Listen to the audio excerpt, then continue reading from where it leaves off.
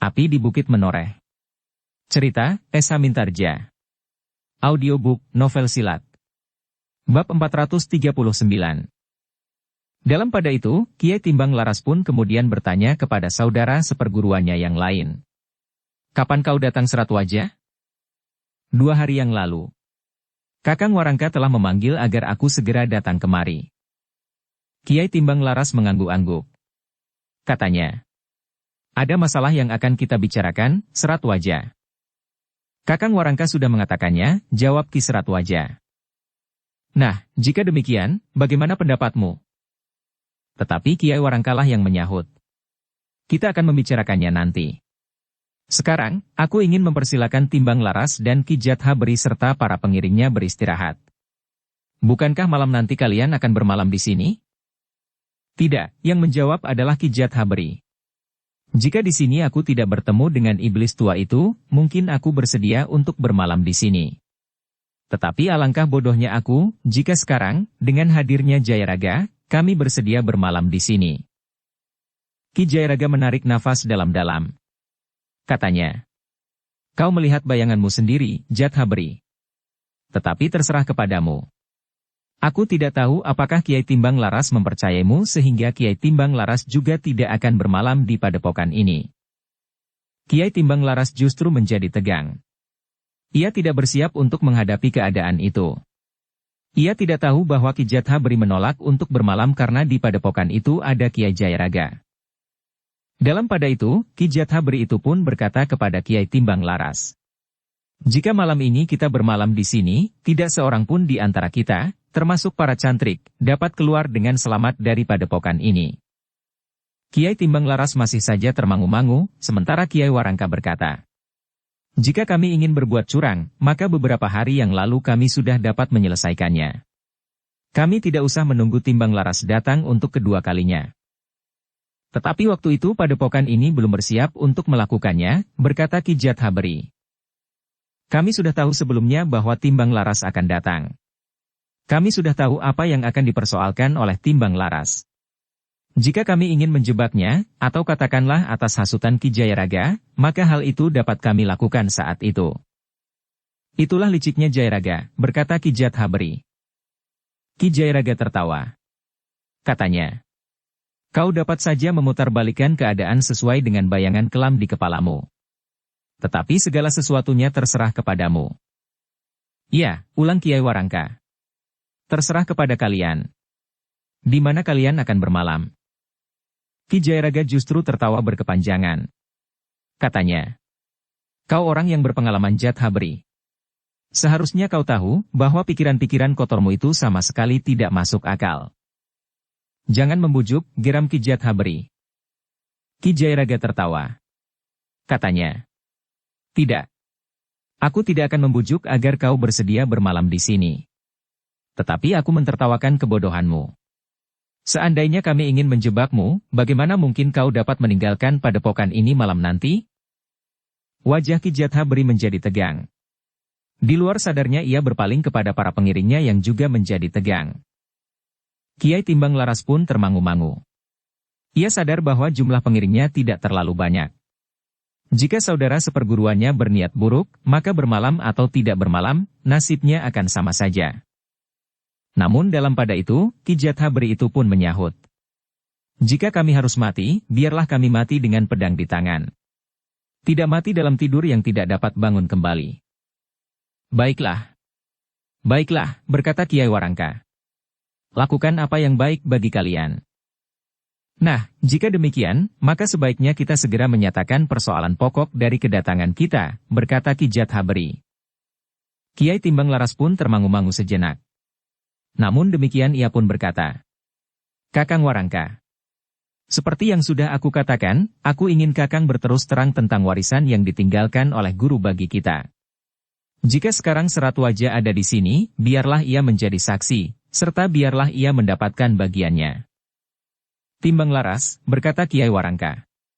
Aku sudah bertanya kepada Serat Wajah, apakah ia mengetahui di mana peti tembaga yang besar itu. Tetapi Serat Wajah juga tidak mengetahuinya. Bagaimana aku dapat memberi jawaban kepadamu, karena yang kau tanyakan itu tidak pernah ada padaku? Kakang, berkata Timbang Laras. Kakang jangan mencoba menghambat rencanaku. Mungkin Kakang sengaja menggagalkan rencana yang aku susun dengan baik itu. Mungkin Kakang pernah mendengar dari siapapun juga, bahwa padepokanku akan menjadi padepokan yang terbesar di atas tanah ini. Timbang Laras, berkata Kiai Warangka. Aku akan ikut merasa senang sekali jika kau pada suatu saat akan dapat membangun sebuah padepokan yang besar. Yang mempunyai cantrik yang sangat banyak. Yang mampu mengembangkan ilmu dan pengetahuan tentang banyak hal. Tidak ada sama sekali niatku untuk menghambatnya. Tetapi yang kau minta itu tidak pernah aku punyai. Kakang, berkata Kiai Timbang Laras. Jika demikian, aku minta izin untuk mencarinya sendiri di padepokan ini. Mungkin peti itu disembunyikan di satu tempat. Silakan, Timbang Laras. Carilah di seluruh padepokan ini. Aku sama sekali tidak berkeberatan. Namun Kisrat Wajalah yang menyela. Kakang Timbang Laras. Kakang Warangka memang telah mengizinkan. Jadi Kakang dapat saja melakukannya. Tetapi yang mengganjal di hatiku, kenapa Kakang benar-benar telah kehilangan kepercayaan terhadap saudara seperguruan. Aku menjadi curiga, bahwa yang akan Kakang lakukan itu dilandasi oleh dorongan dan bujukan orang lain. Kisrat Wajah, berkata Kiai Timbang Laras. Sebenarnya aku tidak pernah kehilangan kepercayaan terhadap saudara-saudara seperguruanku, selama apa yang kita lakukan masing-masing masuk akal. Tetapi apa yang dilakukan Kakang Warangka itu sama sekali tidak masuk akal. Bagaimana mungkin peti tembaga sebesar itu dapat hilang, meskipun di masa peralihan pernah terjadi sedikit benturan di padepokan ini? Biarlah Timbang Laras merasa puas, serat wajah. Biarlah ia mencari dengan cara apapun juga. Mungkin ia akan mencari isyarat dengan menjalani laku. Dengan berpuasa dan kemudian pati geni. Atau dengan cara kewadagan. Ia akan menggali tempat-tempat yang dicurigainya. Kami akan mempergunakan kedua cara itu bersama-sama, jawab Kiai Timbang Laras. Silakan, aku akan membantu. Jika kau dapat menemukan peti itu, aku akan merasa ikut beruntung, karena aku juga akan dapat ikut menikmati warisan itu bersama serat wajah. Kiai Warangka mempunyai akal yang sangat licik. Ia akan mendapat keuntungan, apapun yang terjadi dengan peti itu, desis Ki Jathabari. Aku tidak mempunyai niat apapun dengan peti itu, Timbang Laras, berkata Kiai Warangka. Aku akan menjadi saksi, Kakang Timbang Laras. Tetapi sebelumnya, biarlah aku mengatakan, bahwa aku tidak akan minta apapun juga jika warisan itu ditemukan. Apakah warisan itu berupa keping-keping uang, atau gumpalan-gumpalan emas dan perak, atau berwujud pusaka ataupun intan berlian? Wajah Timbang Laras menjadi tegang. Namun tiba-tiba saja Ki Jathabari berkata, kami bukan kanak-kanak yang dapat kau kelabui. Kau tentu sudah mendapatkan jauh lebih banyak dari yang tersisa. Ki Serat Wajah menggeretakkan giginya. Namun Kiai Warangka berkata, baiklah. Kini kami akan berusaha melayani Timbang Laras. Kiai Timbang Laras, berkata Ki Jathabari. Aku kira tidak akan banyak gunanya seandainya kita mencarinya di padepokan ini. Peti itu tentu sudah disembunyikan, bahkan mungkin di luar padepokan. Aku yakin bahwa Jairaga telah mendalangi dengan licik. Kemungkinan yang dapat kita tempuh adalah mencarinya dengan laku. Jika cara itu tidak berhasil, maka kita akan mempergunakan cara terakhir. Kiai Timbang Laras mengangguk-angguk. Ketika ia memandang Kiai Warangka, tatapan matanya memancarkan kecurigaan yang tajam. Seakan-akan tidak ada lagi ikatan persaudaraan dan apalagi kepercayaan di antara mereka. Ki Serat Wajah melihat pancaran mata saudara seperguruannya itu. Terasa sesuatu tergetar di dadanya. Sementara itu, Kiai Timbang Laras pun berkata, ya. Dalam waktu 5 hari ini kami akan minta orang-orang yang memiliki ketajaman penglihatan batin untuk menjalani laku. Mereka akan melihat di mana peti itu disembunyikan. Jika mereka gagal, maka seperti yang dikatakan oleh Ki Jathabari, kami akan mempergunakan cara yang terakhir. Cara apa yang Kakang maksud dengan cara terakhir itu? Bertanya Ki Serat Wajah. Pada saatnya kau akan mengetahuinya, jika kau masih tetap berada di padepokan ini. Dalam pada itu Kiai Warangka pun berkata, apapun yang kau lakukan, aku sama sekali tidak berkeberatan, Timbang Laras. Jika kau memilih untuk menjalani laku, maka jalanilah. Jika kau ingin menjalaninya di padepokan ini, aku akan menyediakan tempat bagimu. Sebuah bilik semadi yang baik. Sudah aku katakan, Kakang. Bukan aku yang akan menjalani. Aku akan minta 3 orang yang memiliki ilmu yang mumpuni untuk menjalani laku di padepokan ini. Jika malam nanti kami meninggalkan padepokan ini, ketiga orang itu akan tinggal. Kami akan menunggu sampai hari kelima. Kemudian kami akan datang menjemput mereka. Jika terjadi sesuatu atas mereka, maka kami akan menuntut pertanggungjawaban Kakang. Silakan, Timbang Laras. Sudah aku katakan, aku akan menyediakan tempat semadi bagi mereka yang akan menjalani laku. Kami akan bertanggung jawab atas keselamatan mereka, asal mereka tidak membunuh dirinya sendiri di ruang semadinya. Gila, geram Ki Jathabri. Mereka bukan orang-orang cengeng yang akan membunuh dirinya, karena mereka tidak berjiwa kerdil. Kiai Warangka tersenyum. Nah, siapakah yang tinggal di antara orang-orangmu? Bertanya Kiai Warangka kemudian. Kiai Timbang Laras pun memberi isyarat kepada ketiga orang yang datang bersamanya. Satu di antara mereka adalah orang yang sudah separuh baya. Sedangkan yang 2 orang masih nampak muda. Wajahnya bersih dan matanya bagaikan bersinar. Merekalah yang akan tinggal dan menjalani laku. Mereka memerlukan waktu 5 hari. Tetapi jika perlu, dapat terjadi sampai 7 hari 7 malam. Baiklah. Mereka akan aku anggap sebagai keluarga sendiri di padepokan ini, berkata Kiai Warangka. Ki Seratwaja menarik nafas dalam-dalam. Tetapi ia tidak berkata sesuatu. Malam itu, Kiai Timbang Laras benar-benar tidak mau bermalam di padepokan. Menurut Kiai Timbang Laras, mereka akan kembali ke padepokannya yang jauh. Kami sudah terbiasa menempuh perjalanan siang dan malam, berkata Kiai Timbang Laras. Kiai Warangka memang tidak menahannya. Ia ingin membiarkan saja apa yang akan dilakukan oleh Timbang Laras, selama tidak mengganggu padepokannya. Demikianlah, sepeninggal Kiai Timbang Laras, Ki Jathabri dan para pengiringnya yang lain, Kiai Warangka telah menunjukkan kepada ketiga orang yang ditinggalkan oleh Kiai Timbang Laras untuk menjalani laku, tempat untuk melakukan semadi. Dengan cara itu, mereka ingin menemukan peti tembaga yang hilang dari padepokan Kiai Warangka, yang diduga berisi warisan yang tidak ternilai harganya. Nah, apakah tempat ini memadai Kisanak? Bertanya Kiai Warangka. Salah satu laki-laki yang masih terhitung muda itulah yang menjawab. Sudah, Kiai. Tempat ini sudah cukup. Apakah kelengkapan dari semadi Kisanak bertiga? Kami akan menyediakannya. Kami pun ingin mendapat keterangan tentang bentuk laku yang akan Kisanak jalani bertiga. Mungkin Kisanak akan berpuasa pada saat-saat tertentu. Di siang hari atau di malam hari.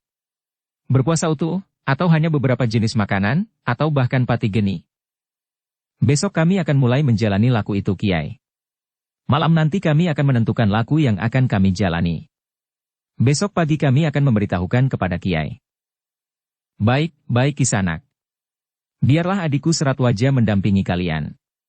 Bukan dalam arti semadinya, tetapi setiap kebutuhan yang kalian perlukan, katakan kepadanya. Setiap hari ia akan mengunjungi kalian. Kami ingin memberikan kesempatan kepada kalian seluas-luasnya dan pelayanan yang sebaik-baiknya, karena kami tidak ingin laku yang kalian jalani ini gagal. Terima kasih, Kiai. Di luar ruang ini kami tempatkan 2 orang cantrik, yang setiap saat dapat melayani Kisanak bertiga. Maksudku, mereka merupakan pembantu-pembantu Seratwaja, yang tentu tidak setiap saat berada di sekitar bilik ini. Para cantrik itu akan dapat Kisanak minta untuk memanggilnya jika diperlukan. Laki-laki yang terhitung masih muda itu pun menjawab. Baik Kiai. Kami mengucapkan terima kasih atas kesempatan yang Kiai berikan kepada kami. Apalagi kami di sini mendapat perlakuan yang sangat baik. Sekarang, silakan beristirahat. Mudah-mudahan segala sesuatunya dapat berlangsung dengan baik. Sejak malam ini 2 orang cantrik itu sudah berada di depan bilik ini. Terima kasih, Kiai, sahut orang yang masih terhitung muda itu. Demikianlah, 3 orang pengikut Kiai Timbang Laras telah berada di padepokan Kiai Warangka. Namun malam itu mereka masih belum memasuki laku yang akan mereka jalani untuk mengetahui di manakah disimpan peti tembaga yang besar itu. Namun sejak malam itu, Kiai Warangka telah meletakkan pengawasan atas 3 orang itu. Selain 2 orang cantrik yang bertugas di depan bilik yang disediakan itu, beberapa orang yang lain harus mengawasi dari jarak yang agak jauh. Namun Kiai Warangka itu sudah berpesan kepada para cantrik, bahwa orang-orang itu tentu berilmu tinggi, sehingga mereka harus berhati-hati menghadapi ketiga orang itu. Dalam pada itu, Ki Seratwaja pun bertugas untuk ikut mengamati mereka. Para cantrik telah mendapat perintah agar jika mereka melihat sesuatu yang mencurigakan, mereka harus segera memberitahukan kepada Ki Seratwaja, yang berada di sebuah bilik yang khusus, yang sudah diketahui dengan baik oleh para cantrik. Tetapi agaknya pada malam yang pertama itu, ketiga orang yang ditinggalkan oleh Kiai Timbang Laras itu belum akan berbuat sesuatu. Karena itu, mereka pun telah berbaring di dalam bilik mereka. Bahkan beberapa saat kemudian, mereka pun telah tertidur. Namun para cantrik yang bertugas tidak pernah lengah. Mereka mengamati bilik yang disediakan kepada ketiga orang pengikut Kiai Timbang Laras itu dengan seksama. Dalam pada itu, para prajurit dan pengawal yang berada di dalam pasukan Mataram telah tertidur lelap pula, selain mereka yang bertugas. Para prajurit dan pengawal yang bertugas itu mengamati segala sudut dan segala sisi padukuhan yang mereka pergunakan sebagai tempat perkemahan. Pasukan-pasukan kecil meronda sampai beberapa puluh patok di luar padukuhan. Mereka yang meronda itu justru bersiap sepenuhnya untuk menghadapi segala kemungkinan, setelah beberapa orang kawan mereka diserang dan terbunuh di luar padukuhan. Namun malam itu, para pemimpin padepokan yang berpihak kepada Pati serta beberapa orang prajurit pilihan, telah memutuskan untuk menyusup masuk ke dalam padukuhan-padukuhan yang dipergunakan para prajurit Mataram untuk berkemah. Mereka harus menghancurkan persediaan bahan pangan dan perlengkapan bagi pasukan Mataram. Sejak malam turun, mereka telah mempersiapkan diri sebaik-baiknya. Beberapa prajurit pilihan itu telah bertekad melakukan tugas mereka berpijak pada kemungkinan yang paling buruk.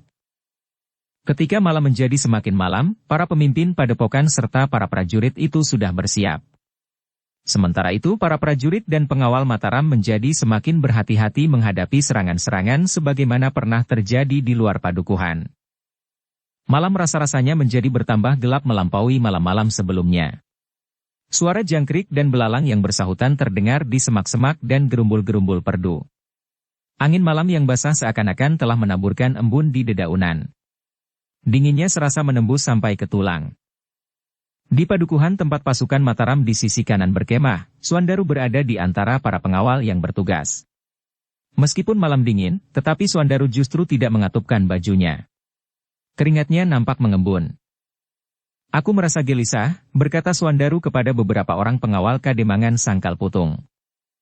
Para pengawalnya yang bertugas pun telah ikut menjadi gelisah pula. Bahkan seorang di antara mereka bertanya, "Apakah ada tanda-tanda bahwa akan terjadi sesuatu?" "Aku tidak tahu," jawab Suandaru. "Tetapi tingkatkan kesiagaan. Awasi lingkungan kita dengan baik. Biarlah aku berbicara dengan Ki Demang Semanu. Pasukan pengawalnya ada di rumah sebelah. Mudah-mudahan Ki Demang belum tidur." Ternyata Ki Demang Semanu memang belum tidur. Seperti Suandaru, ia pun merasa gelisah. "Kita memang harus bersiaga sepenuhnya, Nger," berkata Ki Demang Semanu. "Malam ini terasa dingin, Ki Demang. Tetapi keringatku membasahi pakaianku." Angger gelisah. "Ya. Rasa-rasanya akan terjadi sesuatu." Firasat Angger tajam. "Baiklah. Kami akan bersiap sepenuhnya. Kami akan menempatkan para petugas lebih dari seharusnya." Suandaru pun kemudian telah kembali ke rumah yang dipergunakan oleh pasukannya. Seperti Ki Demang Semanu, Suandaru pun meningkatkan kesiagaannya pula. Sampai menjelang tengah malam, para petugas tidak melihat sesuatu yang mencurigakan. Sepi malam terasa semakin menekan. Bahkan kantuk pun rasa-rasanya tidak lagi dapat dihindari. Tetapi para prajurit dan pengawal yang bertugas tidak ingin kehilangan kewaspadaan. Mereka yang merasa sangat mengantuk, segera melangkah hilir mudik. Seorang yang hampir tidak mampu mengatasinya, telah dengan tergesa-gesa pergi ke dapur. Kepada petugas yang berjaga-jaga di dapur prajurit itu berkata, "Kau masih punya apa malam ini? Apa maksudmu? Nasi? Jika kau lapar, aku masih mempunyai nasi. Tetapi lauknya sudah tidak ada, kecuali sambal lombok goreng dan sedikit gudeg manggar." "Ya. Aku minta nasi, sedikit gudeg manggar dan sambal." Kau kenapa tiba-tiba saja menjadi kelaparan? Apakah tadi kau tidak makan? Aku harus berjuang melawan mataku. Malam ini rasa-rasanya memang lain. Aku juga mengantuk sekali. Tetapi sebelumnya aku peringatkan. Jika kau makan sekarang, kau justru akan menjadi semakin mengantuk. Jika aku makan sambal, maka mataku akan segera terbuka. Seketika itu memang. Tetapi beberapa saat kemudian, yang terjadi tentu sebaliknya, matamu akan terpejam, dan kau akan tertidur nyenyak. Tidak. Jika mataku sudah terlanjur terbuka, aku akan melakukan apa saja agar aku tidak mengantuk. Ternyata prajurit itu tidak seorang diri mencari makanan di dapur. 3 orang yang lain dari lingkungan tugas yang berbeda, telah pergi ke dapur pula dengan diam-diam. Seorang dari mereka berkata, "Aku sudah mendapat izin dari pimpinan kelompokku. Aku minta izin pergi ke belakang, karena perutku sakit. Jika kau makan sambal terlalu banyak sekedar untuk membuka matamu, maka perutmu benar-benar akan sakit." Sambal yang pedas itu memang dapat membuka mata mereka. Setelah minum beberapa teguk, para prajurit itu pun segera kembali ke tempat tugas masing-masing. Kepedasan, berjalan ke dan dari dapur, memang membuat mata mereka terbuka untuk beberapa saat. Namun setelah mereka kembali ke dalam tugas mereka, maka mata mereka mulai mengantuk lagi. Sementara itu, para pemimpin pasukan Mataram yang ada di padukuhan itu juga merasakan suasana yang mencekam itu. Dingin malam, udara yang seakan-akan menghembuskan bius yang membuat mata mereka mengantuk. Tetapi ketika seorang rangga yang bertugas mengamati para prajurit melaporkan bahwa mereka yang bertugas berjaga-jaga tetap berada di tempat mereka dan dalam kesiagaan tertinggi, serta mereka yang bertugas meronda juga melakukan kewajiban mereka dengan baik, maka para senapati itu menjadi tenang. Tetapi ketika malam menjadi semakin dalam, perasaan kantuk itu rasa-rasanya menjadi semakin mencengkam. Bahkan seakan-akan tidak terlawan lagi. Perasaan kantuk itu juga menghinggapi para senapati. Namun justru karena itu, para senapati itu berusaha untuk tetap bertahan. Mereka yang sebenarnya mendapat kesempatan untuk beristirahat, justru bertahan untuk tetap duduk bersama para senapati yang lain. Suandaru justru menjadi curiga bahwa sesuatu telah terjadi. Ketika ia turun dari pendapa, dilihatnya 2 orang pengawal di Serambi Gandok telah tertidur. Tetapi 2 orang yang berada di regol masih tetap pada tugas mereka, meskipun kesadaran mereka kadang-kadang mulai terganggu. Suandaru pun kemudian telah membangunkan kedua orang pengawal yang tertidur di Serambi Gandok. Setelah memberikan peringatan kepada mereka, Suandaru pun berkata, "Kau bertanggung jawab nyawa sekian banyaknya." Kedua orang itu mengangguk-angguk. Mereka sendiri merasa heran, karena hal itu tidak pernah terjadi sebelumnya. Dari Serambi Gandok, Suandaru pergi ke Longkangan. 2 orang yang bertugas masih duduk dengan tombak di tangan. Tetapi sekali-kali mereka pun mulai merunduk. Justru karena itu, Suandaru telah membangunkan 2 orang pemimpin pengawal dari Sangkal Putung. Sebenarnya keduanya mendapat giliran untuk beristirahat, sementara 2 orang pemimpin yang lain sedang bertugas. Hubungi kawanmu itu. Sesuatu yang tidak wajar telah terjadi di sini. Dengan demikian, para pengawal dari Sangkal Putung itu telah meningkatkan kewaspadaan mereka. Betapapun perasaan kantuk menyerang, namun mereka berusaha untuk tetap tidak memejamkan mata mereka. Namun yang terjadi benar-benar di luar dugaan. Semakin malam, suasana menjadi semakin mencengkam. Apalagi ketika di kejauhan terdengar suara burung kedasi. Suandaru tiba-tiba saja merasa curiga terhadap suara burung kedasi itu. Mula-mula ia berniat untuk memberikan laporan kepada para senapati. Namun Suandaru pun kemudian menganggap bahwa para senapati tentu sudah tanggap terhadap keadaan.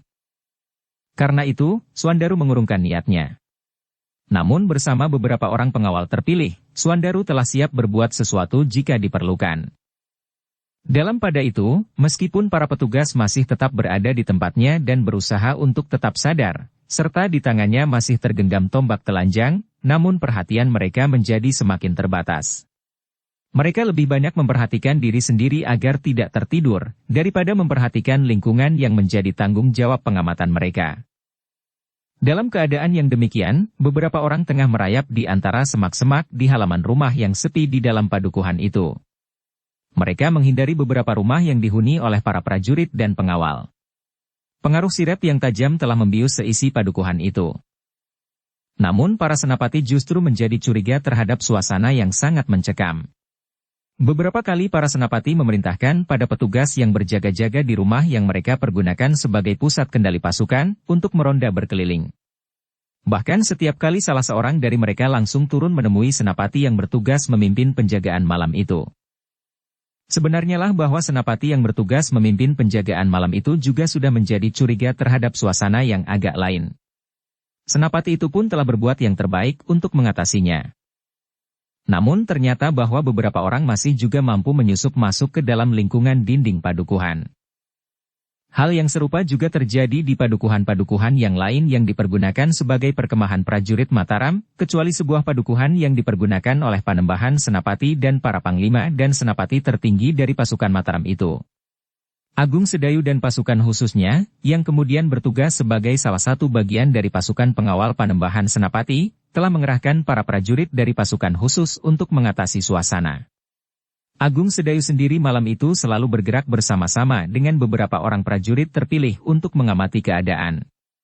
Sementara itu, beberapa orang dari pasukannya telah ditempatkan secara khusus di tempat-tempat terpenting, termasuk lumbung-lumbung bahan makan dan rumah-rumah yang dipergunakan untuk menyimpan peralatan. Dalam pada itu, lewat tengah malam, padukuhan-padukuhan yang dipergunakan untuk perkemahan para prajurit dan pengawal itu dikejutkan oleh suara anak panah sendaren yang melengking mengoyak sepinya malam. Suara anak panah sendaren itu terdengar sahut-menyahut dari satu tempat ke tempat yang lain. Para prajurit dan pengawal yang sedang terkantuk-kantuk itu terkejut. Sebagian dari mereka mengira bahwa suara anak panah sendaren itu merupakan isyarat bahwa prajurit Pati akan segera datang menyerang. Karena itu, dengan mata setengah terpejam para prajurit itu pun memusatkan perhatian mereka keluar dinding padukuhan. Para prajurit yang bertugas di regol padukuhan telah bersiap sepenuhnya. 2 orang di antara mereka telah keluar dari regol untuk memperhatikan keadaan. Demikian pula para prajurit yang bertugas di regol-regol padukuhan yang lain. Suandaru yang berada di antara para pengawal telah memberikan isyarat untuk membangunkan semua pengawal dan secepatnya bersiap-siap menghadapi segala kemungkinan. Para pengawal Kademangan Sangkal Putung memang sigap. Mereka telah ditempa oleh pengalaman yang panjang, sehingga dalam keadaan yang gawat, mereka dengan cepat telah mempersiapkan diri. Namun dalam pada itu, selagi para prajurit dan pengawal menunggu peristiwa yang bakal terjadi, di luar dugaan mereka, api mulai berkobar di lumbung bahan pangan. Beberapa orang prajurit yang bertugas menjaga lumbung itu telah terkapar di halaman. Di punggung mereka terdapat luka bekas tusukan senjata. Nampaknya para prajurit itu sama sekali tidak sempat memberikan perlawanan. Api itu memang sangat mengejutkan. Para prajurit dan pengawal yang melihat api itu segera berteriak.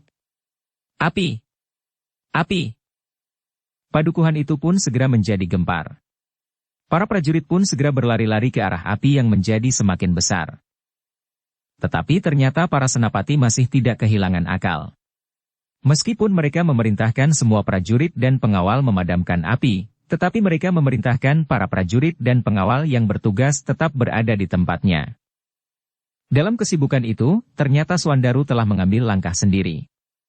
Ia justru tidak menuju ke tempat api yang menyala. Ketika ia melihat bayangan yang berlari di antara pohon-pohon perdu di halaman rumah sebelah, maka ia pun segera mengejarnya bersama beberapa orang pengawal.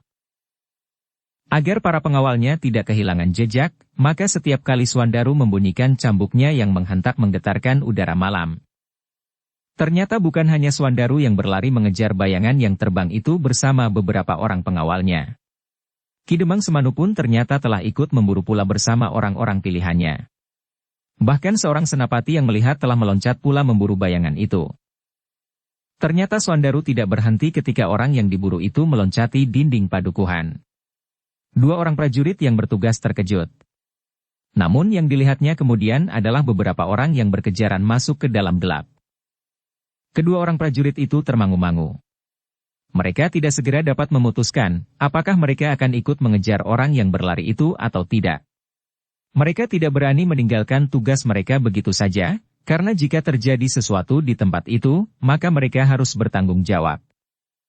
Dalam pada itu, Suandaru yang berlari kencang sekali, berhasil mendekati beberapa orang yang dikejarnya.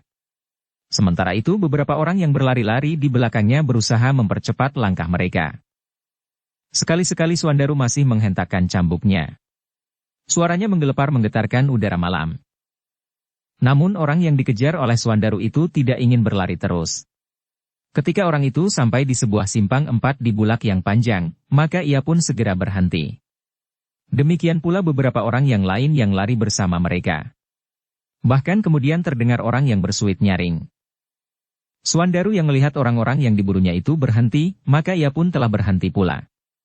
Suandaru termangu-mangu sejenak ketika ia melihat beberapa orang muncul dari dalam semak-semak. Nampaknya orang-orang yang diburunya itu memang sudah mempersiapkan diri sebaik-baiknya. Dalam keadaan yang memaksa, orang-orang yang bersembunyi itu harus segera melibatkan diri. Tetapi Suandaru juga tidak sendiri. Beberapa saat kemudian, Ki Demang Semanu pun telah menyusulnya. Bahkan kemudian seorang senapati telah sampai ke tempat itu pula, disusul oleh beberapa orang pengawal dari Sangkal Putung, Semanu, dan beberapa orang prajurit yang mengawal senapatinya. Tetapi orang-orang yang muncul dari balik semak-semak itu juga cukup banyak. Mereka adalah para cantrik dari padepokan yang setia kepada Pati, serta yang terlibat dalam usaha pembakaran lumbung-lumbung padi di Padukuhan. Kalian tidak dapat lepas dari tangan kami, geram Suandaru. Tetapi seorang di antara pemimpin padepokan itu tertawa, matanya. Nasibmu memang buruk, Kisanak. Kesombonganmu telah menjerumuskan kau ke dalam kesulitan ini. Kau mengira bahwa kau akan dapat mengejar dan menangkap kami. Kalian memang tidak akan dapat lari lagi. Bukan saja karena cantrik-cantriku telah siap membantuku. Tetapi kau akan mati tanpa arti di tanganku. Suandaru menggeram. Katanya. Kau salah menilai dirimu sendiri. Kita akan membuktikan, siapakah di antara kita yang akan terkapar mati di sini. Orang itu tertawa. Dengan nada tinggi ia berkata. Sayang waktu kita bercanda terlalu sempit. Sebenarnya aku ingin memberikan berbagai macam pertunjukan kepadamu. Tetapi sayang, kita sedang dalam kesibukan. Sedangkan akhirnya dari pertemuan ini sudah pasti. Kalian semuanya akan mati. Dengan demikian aku tidak mempunyai waktu lagi untuk menunjukkan kepada kalian permainanku yang terbaik. Tetapi senapati yang ikut menyusul orang-orang padepokan itu tidak dapat bersabar. Karena itu, ia pun telah memerintahkan kepada beberapa orang prajurit yang ikut bersamanya. Tangkap mereka. Hidup atau mati.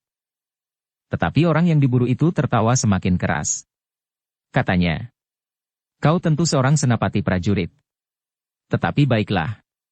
Silakan melakukan apa yang ingin kau lakukan. Sementara itu, kawanmu yang bersenjata cambuk ini nampaknya tidak tahu tataran kemampuan dan ilmu seseorang. Dengan ledakan-ledakan cambuknya yang memekakkan telinga itu, ia mengira bahwa ia adalah seorang yang memiliki ilmu cambuk yang sudah mumpuni. Tetapi kawanmu ini tidak lebih dari seorang penggembala kambing di padang-padang rumput yang luas, yang suara cambuknya sanggup menakut-nakuti anjing-anjing liar. Suandaru menjadi sangat marah mendengar penghinaan itu. Karena itu, maka Suandaru pun segera memusatkan nalar budinya. Ia sudah menjalani laku untuk menguasai tataran tertinggi ilmu cambuknya.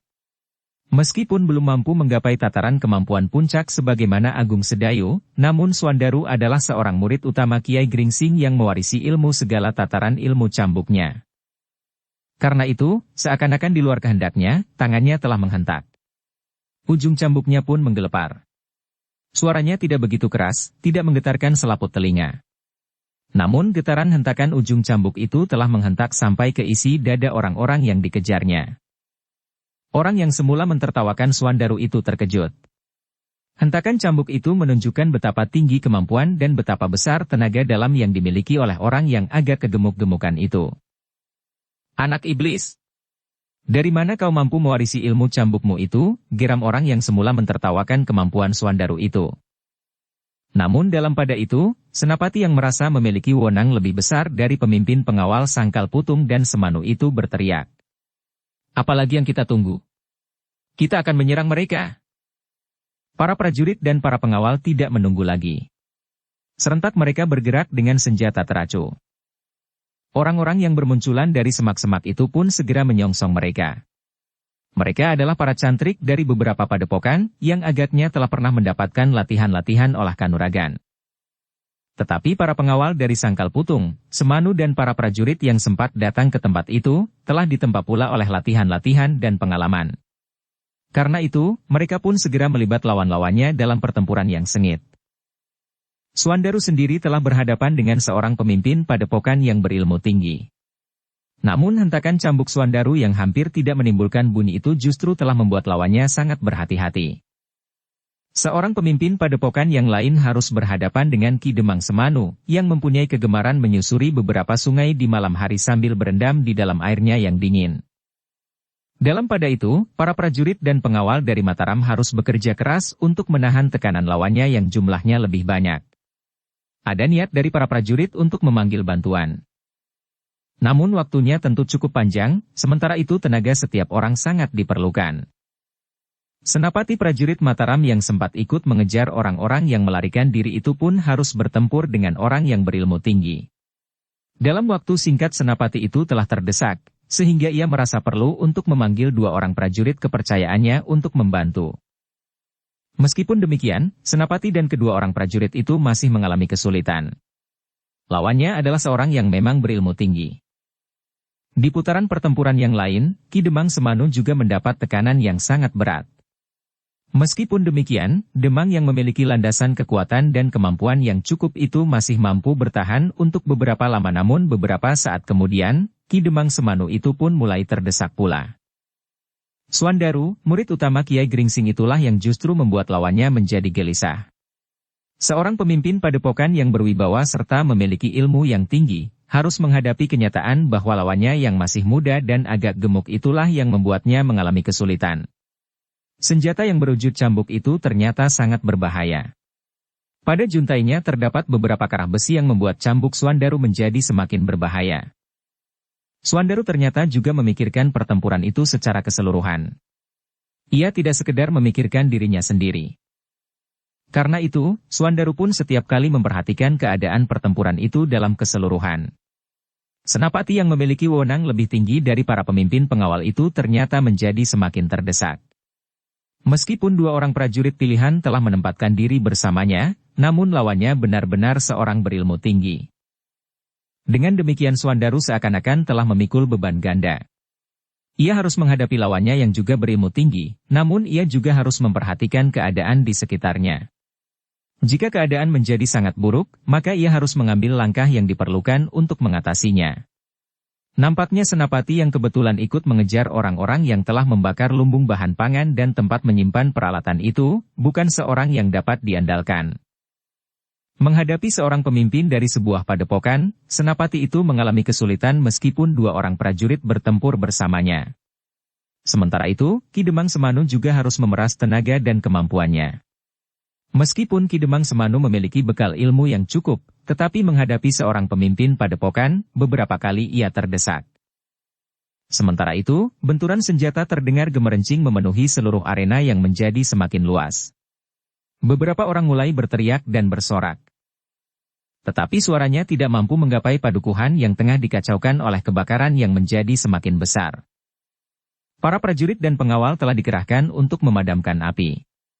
Dengan bumbung, kelenting dan bahkan tempayan dan kuali, para prajurit berusaha untuk memadamkan api. Beberapa orang yang lain telah menebas batang-batang pisang dan dilontarkan ke dalam api. Sedangkan yang lain lagi, telah merobohkan bangunan di sebelah-menyebelah bangunan yang terbakar, agar api tidak merambat kemana-mana. Suandaru menjadi berdebar-debar. Ia sadar bahwa ia harus berpacu dengan waktu. Jika Ki Demang Semanu atau senapati yang dibantu oleh 2 orang prajurit itu lebih dahulu dikalahkan oleh lawannya, maka hancurlah seluruh pasukan kecil yang bertempur itu. Karena itu, Suandaru tidak lagi berbasa-basi. Ia langsung mengerahkan ilmu cambuk yang diwarisinya dari gurunya. Langsung, atau yang diwarisinya lewat kitab yang ditinggalkan oleh gurunya itu bagi murid-murid utamanya. Lawannya benar-benar merasa heran bahwa ia telah berhadapan dengan seorang pengawal yang berilmu tinggi, yang mampu mengimbangi ilmunya. Dari mana orang ini mempelajari ilmu cambuknya? Geram lawan Suandaru itu. Pemimpin padepokan yang bersenjata sebilah luwuk yang besar dan yang seakan-akan membara itu mengalami kesulitan untuk melawan ilmu cambuk Suandaru.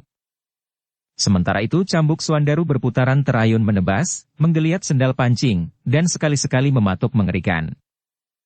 Pemimpin padepokan yang bersenjata luuk yang bagaikan membara itu memang mengalami kesulitan.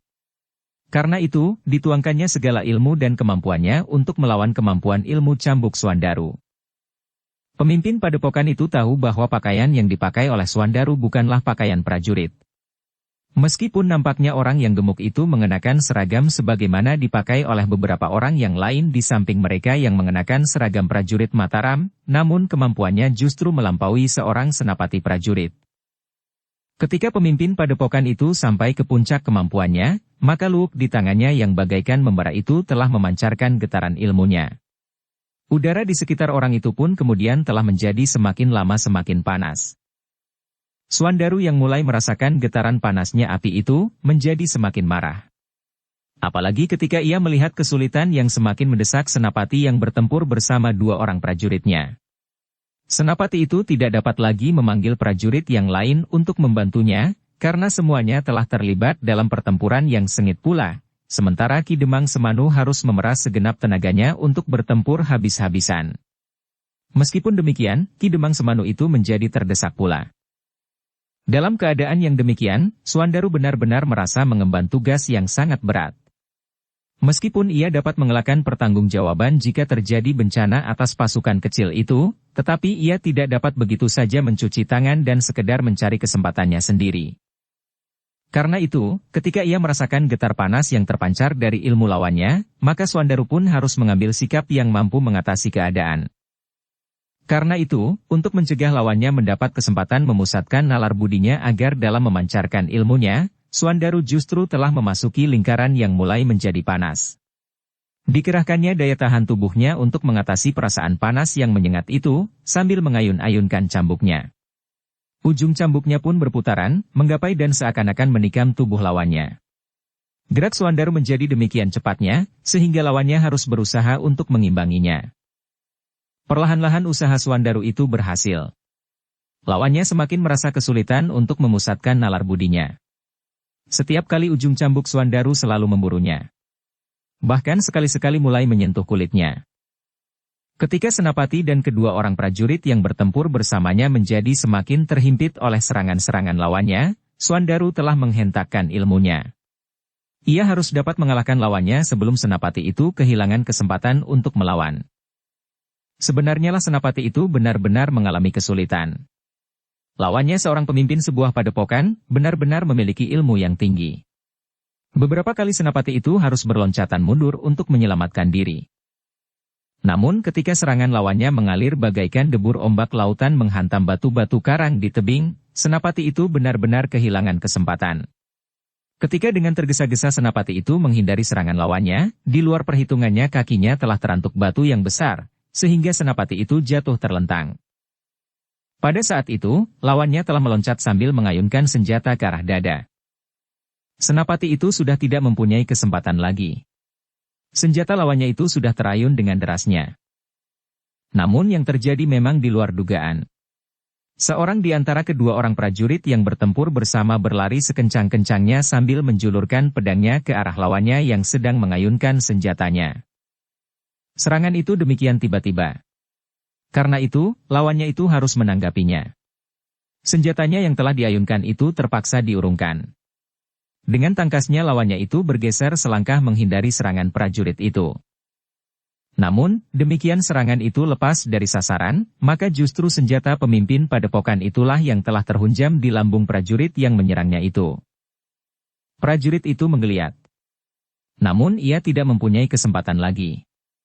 Ketika senjata pemimpin padepokan itu ditarik, lambung prajurit itu telah terkoyak. Tetapi ia sudah menyelamatkan senapatinya, yang memanfaatkan kesempatan itu untuk berguling menjauh dan kemudian melenting berdiri. Peristiwa itu terjadi dengan sangat cepat. Pemimpin padepokan itu menggeram. Matanya bagaikan menyala memandang senapati yang berhasil menyelamatkan diri itu. Sementara itu seorang prajurit terkapar jatuh dengan berlumuran darah yang keluar dari lambungnya yang koyak. Iblis kau, geram pemimpin padepokan yang gagal membunuh senapati prajurit Mataram itu. Namun kemudian katanya, tetapi bagaimanapun juga, kau tidak akan sempat lolos dari tanganku. Senapati itu termangu-mangu. Ia sadar bahwa ia akan mengalami kesulitan untuk menghadapi lawannya yang garang itu, setelah seorang kawannya terbunuh. Bersama dua orang prajurit, senapati itu tidak mampu mengatasi lawannya. Apalagi seorang di antara mereka telah terbunuh. Dalam pada itu, Suandaru melihat kesulitan yang dialami oleh senapati itu. Sementara itu, tidak ada lagi prajurit yang akan dapat membantunya, karena setiap orang harus berusaha untuk mempertahankan hidupnya sendiri. Seakan-akan dalam pertempuran itu telah disusun lawan mereka masing-masing. Dalam keadaan yang demikian itulah, Suandaru telah menghentakkan kemampuannya. Ia tidak ingin terlambat. Jika senapati itu sampai terbunuh, maka nasib Ki Demang Semanu tentu akan menjadi semakin buruk, sementara Ki Demang masih berusaha untuk bertahan.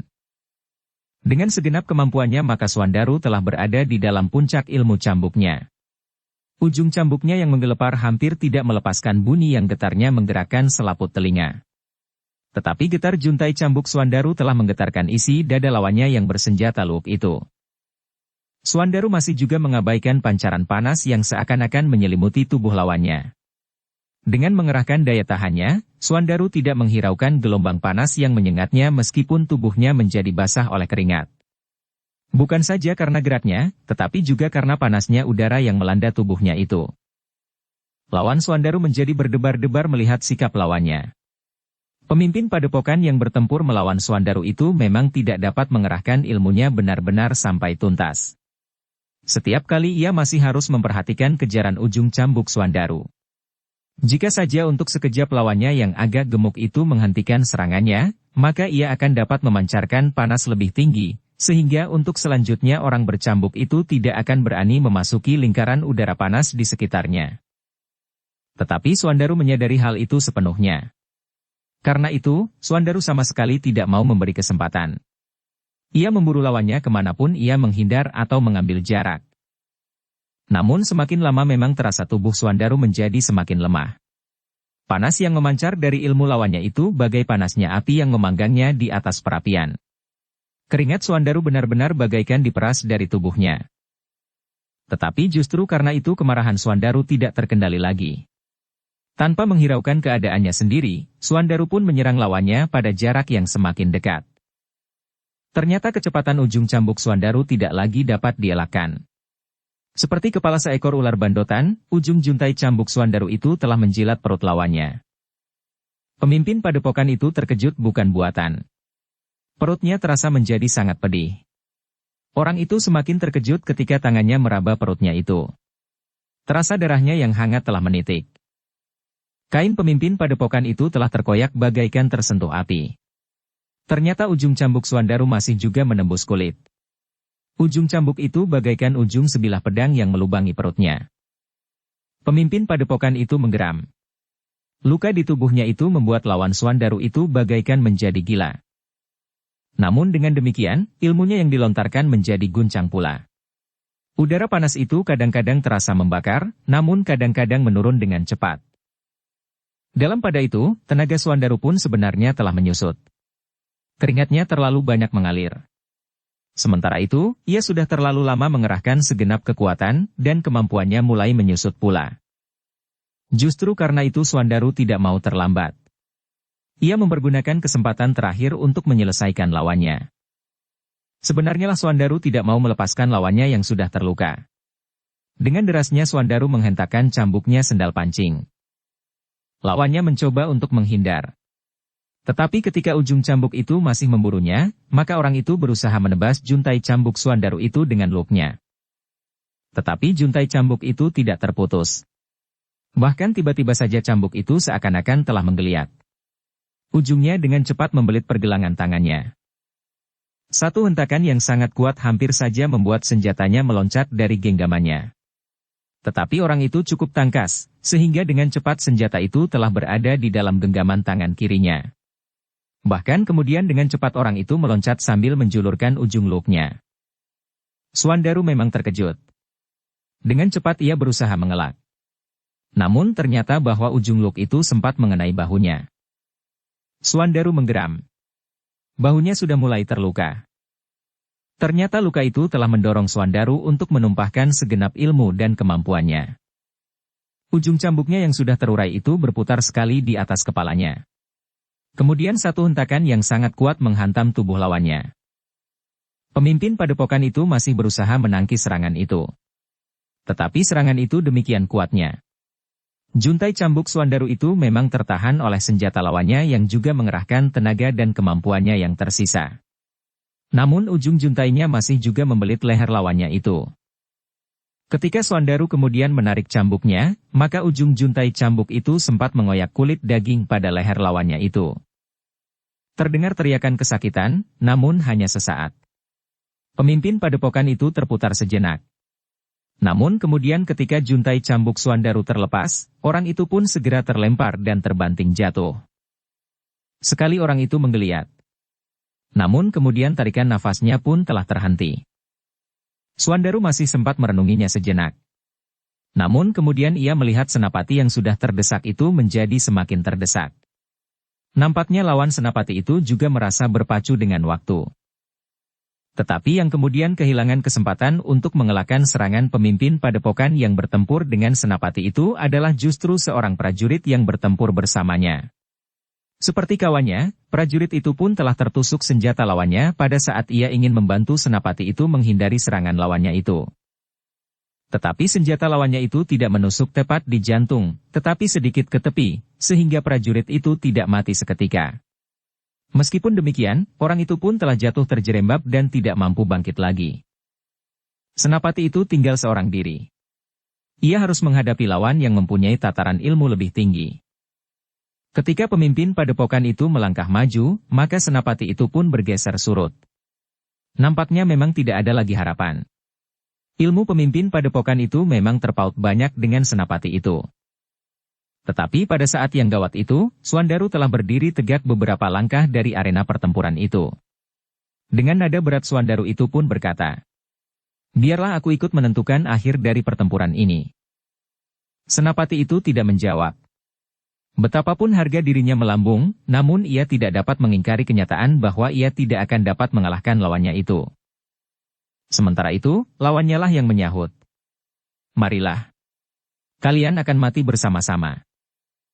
Suandaru termangu-mangu sejenak. Tetapi Senapati itu tidak menolaknya.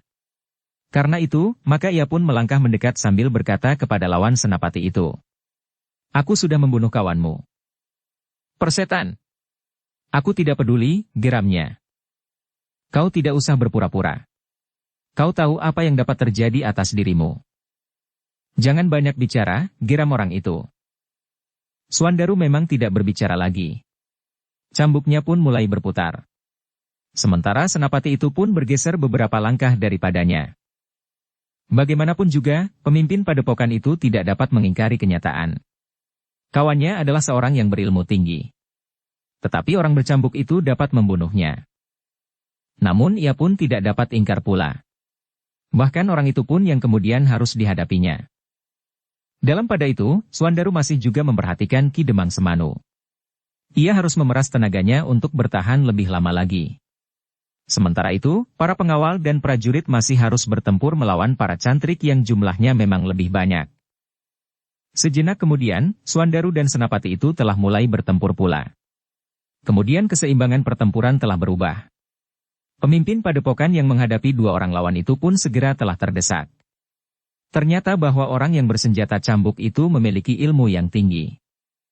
Dengan demikian, pemimpin padepokan itu harus bekerja keras untuk dapat melindungi dirinya dari kejaran ujung cambuk Suandaru. Tetapi ujung cambuk Suandaru itu bagaikan mempunyai mata. Kemanapun lawan Suandaru itu bergeser, ujung cambuk Suandaru itu dengan cepat telah memburunya. Orang itu mengumpat kasar ketika ujung cambuk Suandaru memburunya justru saat orang itu meloncat mengambil jarak untuk menghindari serangan Senapati itu. Ujung cambuk Suandaru itu telah menyengat pundaknya, sehingga rasa-rasanya tulangnya telah retak. Dengan demikian, maka orang itu semakin berada dalam kesulitan. Kehadiran Suandaru telah mengacaukan segala-galanya. Betapapun kemarahan mencengkam jantungnya tetapi ia tidak dapat ingkar atas kenyataan yang dihadapinya. Suandaru memang seorang yang berilmu tinggi. Sentuhan cambuknya hampir melumpuhkan sebelah tangannya. Tetapi orang itu tidak dapat merenungi lawannya terlalu lama. Senapati yang hampir saja dilumpuhkannya itu telah menyerangnya. Senjatanya berputaran menebas ke arah dadanya. Dengan tangkasnya pemimpin padepokan itu meloncat menghindari serangan itu. Tetapi demikian kakinya menyentuh tanah, kembali ia terkejut. Ujung cambuk Suandaru itu telah mengenai kakinya. Betisnya lah yang telah dikoyakkan oleh kerah-kerah juntai cambuk Suandaru. Pemimpin padepokan itu mengaduh tertahan. Perasaan sakit telah menggigit luka di betisnya. Pemimpin padepokan itu benar-benar kehilangan kesempatan. Tangannya bagaikan lumpuh sebelah. Demikian pula kakinya yang sebelah. Ketika kemudian juntai cambuk Suandaru berputar lagi di atas kepalanya, orang itu tidak dapat berbuat lain. Dengan serta-merta dilemparkannya senjatanya sambil berteriak. "Aku menyerah." Suandaru yang hampir saja menghentakkan cambuknya itu telah menahan diri. Lawannya itu telah meletakkan senjatanya, sehingga tidak sepantasnya ia masih menyerangnya. Demikian pula Senapati yang bertempur bersama Suandaru itu. Betapapun kemarahan dan dendam membakar dadanya karena dua orang prajuritnya telah dibunuh oleh orang itu, namun sebagai seorang prajurit Senapati itu tidak dapat berbuat lain kecuali menerima penyerahan itu. Pada saat yang demikian, lawan Ki Demang Semanu itu harus membuat pertimbangan-pertimbangan baru. Jika kedua orang pemimpin padepokan yang bersamanya membakar lumbung bahan pangan itu sudah tidak berdaya, maka ia tidak mampu bertahan seorang diri. Karena itu, ia pun telah memanfaatkan kesempatan yang masih ada. Dengan sigapnya orang itu meloncat menjauhi Ki Demang Semanu, yang sebenarnya sudah tidak terlalu banyak mempunyai kesempatan itu. Kemudian dengan tangkasnya orang itu melenting menjauh dan kemudian melarikan dirinya, memasuki kegelapan malam. Ki Demang Semanu tidak dapat mengejarnya. Demikian lawannya meloncat meninggalkannya, ia memang berusaha untuk memburu. Tetapi lawannya ternyata sempat berlari lebih cepat dan menghilang. Suandaru dan Senapati yang baru saja menerima penyerahan lawannya itu terlambat menyadari bahwa lawan Ki Demang Semanu itu telah melarikan diri. Karena itu, mereka tidak sempat pula untuk mengejar dan menangkapnya. Namun mereka menganggap bahwa apa yang telah mereka lakukan itu sudah cukup. Ketika seorang pemimpin padepokan terbunuh oleh Suandaru, sementara seorang lagi terluka parah dan menyerah, sedangkan yang lain melarikan diri, para cantrik dari para pemimpin padepokan itu telah menjadi kacau balau. Mereka tidak mempunyai sandaran lagi. Karena itu, yang dapat mereka lakukan kemudian adalah menyerah atau melarikan diri. Beberapa orang cantrik di antara mereka mempunyai kemampuan yang lebih baik. Karena itu, merekalah yang pertama-tama mendapat kesempatan untuk melepaskan diri dari tangan para prajurit dan pengawal Mataram. Sementara itu, sebagian besar dari para cantrik telah tertangkap. Sejenak kemudian, Senapati dari Mataram itu telah mengumpulkan para prajurit yang menyertainya. Demikian pula Suandaru dan Ki Demang Semanu telah mengumpulkan para pengawal pula. "Marilah kita kembali ke padukuhan," ajak Senapati Mataram itu. "Bagaimana dengan orang-orang yang terluka?" bertanya Suandaru. "Sudah tentu kita akan membawa kawan-kawan kita yang terluka dan gugur ke padukuhan." "Maksudku, orang-orang yang telah menyerang padukuhan itu? Kita tentu akan membawa para tawanan. Tetapi apakah kita akan membawa mereka yang terbunuh di peperangan ini?" "Tidak perlu," jawab Senapati itu. "Kawan-kawan mereka ada yang berhasil melarikan diri. Biarlah mereka nanti mengurus kawan-kawannya yang terbunuh." "Yang terluka?" bertanya Ki Demang Semanu. Senapati itu menarik nafas dalam-dalam. Namun katanya kemudian, "Biarlah para tawanan itu membawa kawan-kawan mereka yang terluka parah, yang masih hidup. Mereka membutuhkan pertolongan segera," desis Ki Demang Semanu. Ketika mereka berjalan kembali ke padukuhan, Senapati Mataram itu sempat mengucapkan terima kasih beberapa kali kepada Suandaru, kepada Ki Demang Semanu dan kepada semuanya yang telah terlibat dalam pertempuran itu. Namun khusus kepada Suandaru ia berkata, "Kau sudah menyelamatkan nyawaku." "Bukankah itu kewajiban kita semuanya di pertempuran?" jawab Suandaru. Senapati itu menarik nafas dalam-dalam. Kepada dirinya sendiri ia berkata di dalam hati, "Orang bercambuk ini ternyata memiliki kemampuan yang tinggi, melampaui kemampuan para prajurit. Menurut pendapatku, ia patut mendapat penghargaan yang pantas." Senapati itu sudah berjanji kepada dirinya sendiri bahwa ia akan menyampaikannya kepada Untara, bahwa anak Demang Sangkal Putung itu bukan saja telah menyelamatkan nyawanya, tetapi ia sudah menunjukkan kemampuan yang tinggi. Ketika beberapa kelompok prajurit dan pengawal itu sampai di padukuhan, api telah padam. Sekitar separuh dari persediaan bahan pangan dan peralatan telah terbakar. Di sana-sini masih nampak asap yang mengepul, sementara beberapa orang prajurit masih sibuk menyiram dengan air, agar api yang tersisa itu tidak membesar lagi dan membakar bahan pangan yang tersisa. Para senapati yang ada di padukuhan itu telah mengadakan pertemuan khusus. Mereka tidak dapat ingkar lagi bahwa ternyata mereka telah lengah. Tetapi ternyata kebakaran itu tidak hanya terjadi di padukuhan itu saja. Beberapa orang prajurit dan pengawal juga melihat langit menjadi merah di arah barat. Beberapa saat kemudian, para penghubung pun telah berpacu dari satu padukuhan ke padukuhan lain.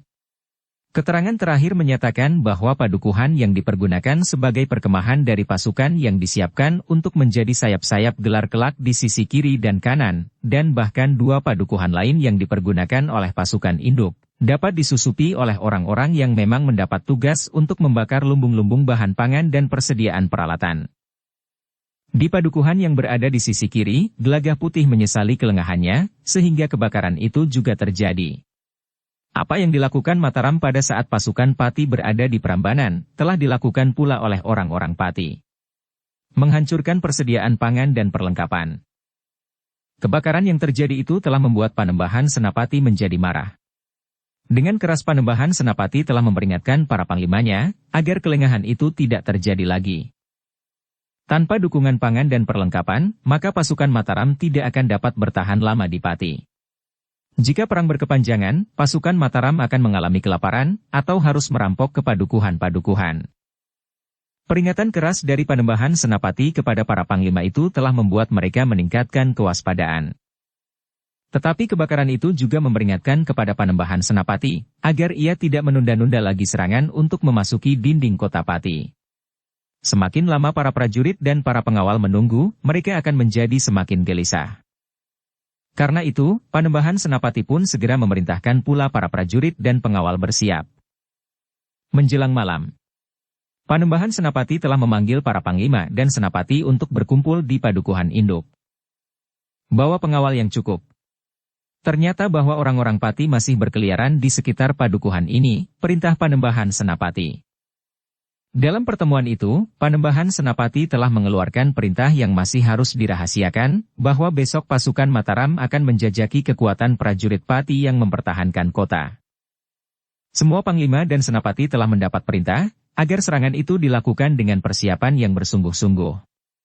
Baru setelah para prajurit dan pengawal berada di hadapan dinding kota, para pemimpin kelompok akan diberitahu bahwa yang dilakukan oleh para prajurit dan pengawal itu barulah sekedar penjajagan.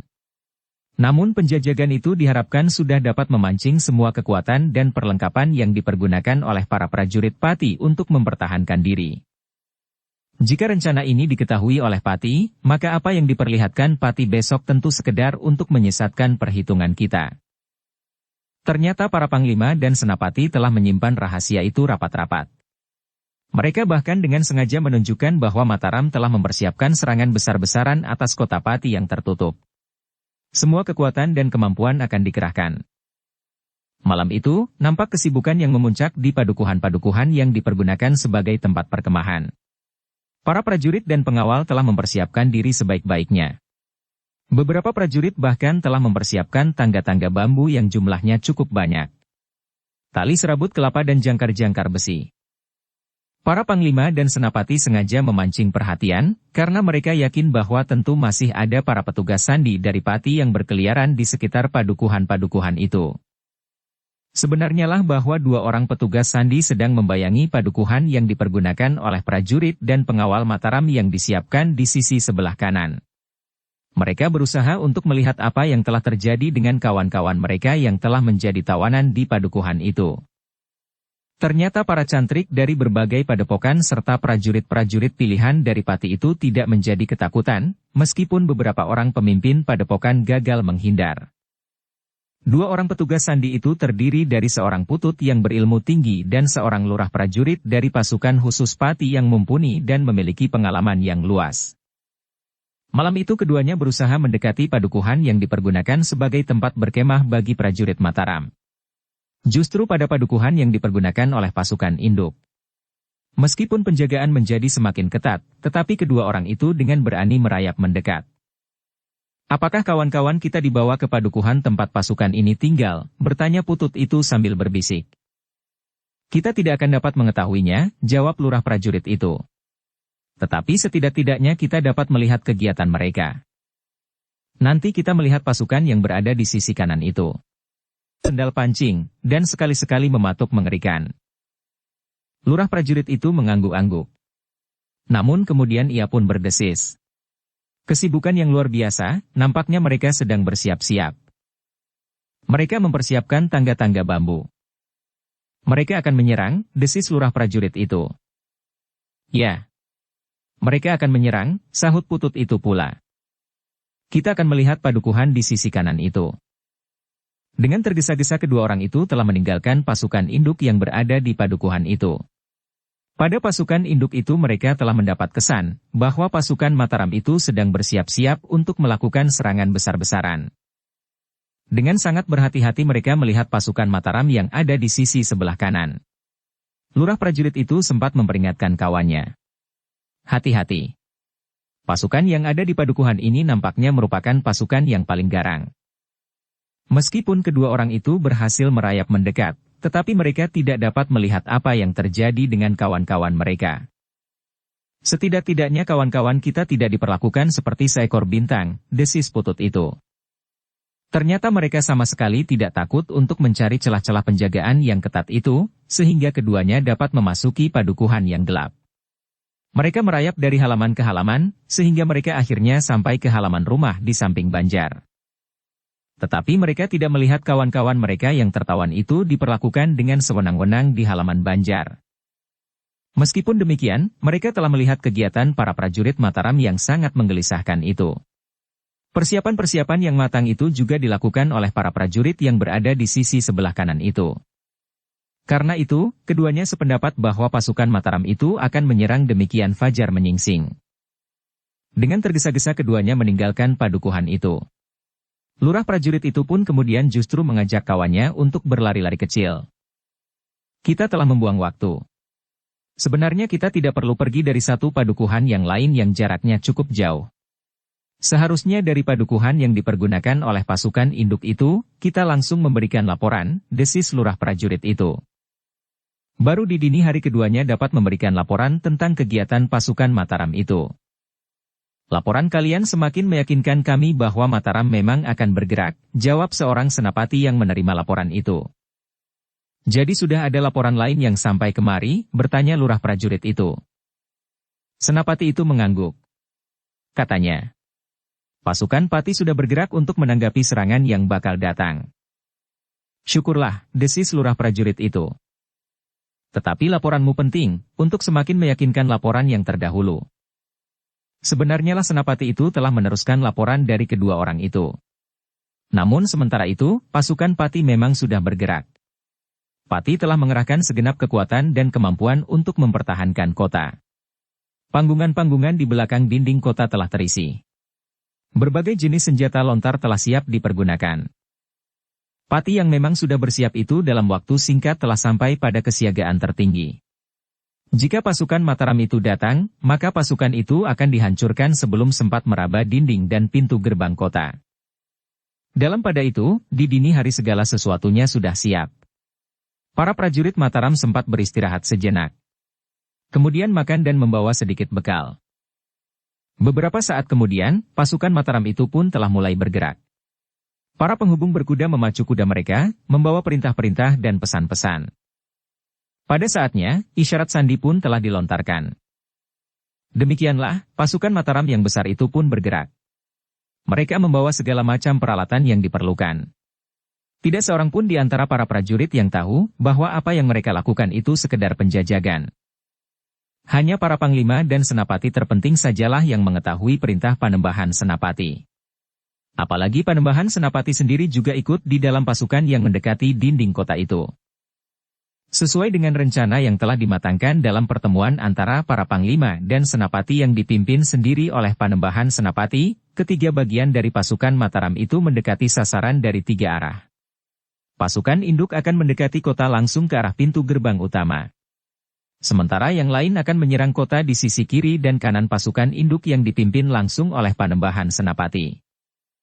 Kesungguhan para prajurit Mataram itu telah dilihat dan dilaporkan pula oleh para petugas sandi dari Pati, Sehingga untuk menanggapi serangan itu, Pari telah mengerahkan segenap kekuatan dan kemampuan yang ada. Kesiapan tertinggi Pati itulah yang memang diharapkan oleh Panembahan Senapati. Ketika pasukan Mataram mendekati dinding kota dalam 3 larik pasukan, maka pasukan Mataram itu seolah-olah menjadi sebuah trisula raksasa yang siap untuk menusuk Pati dengan 3 buah ujungnya. Namun Panembahan Senapati memberikan isyarat agar pasukannya berhenti beberapa puluh patok dari dinding kota. Namun orang-orang yang berada di atas panggung telah melihat kebesaran pasukan Mataram itu. Umbul-umbul, rontek, kelebet dan tunggul-tunggul kebesaran setiap kekuatan yang ada di dalam pasukan itu.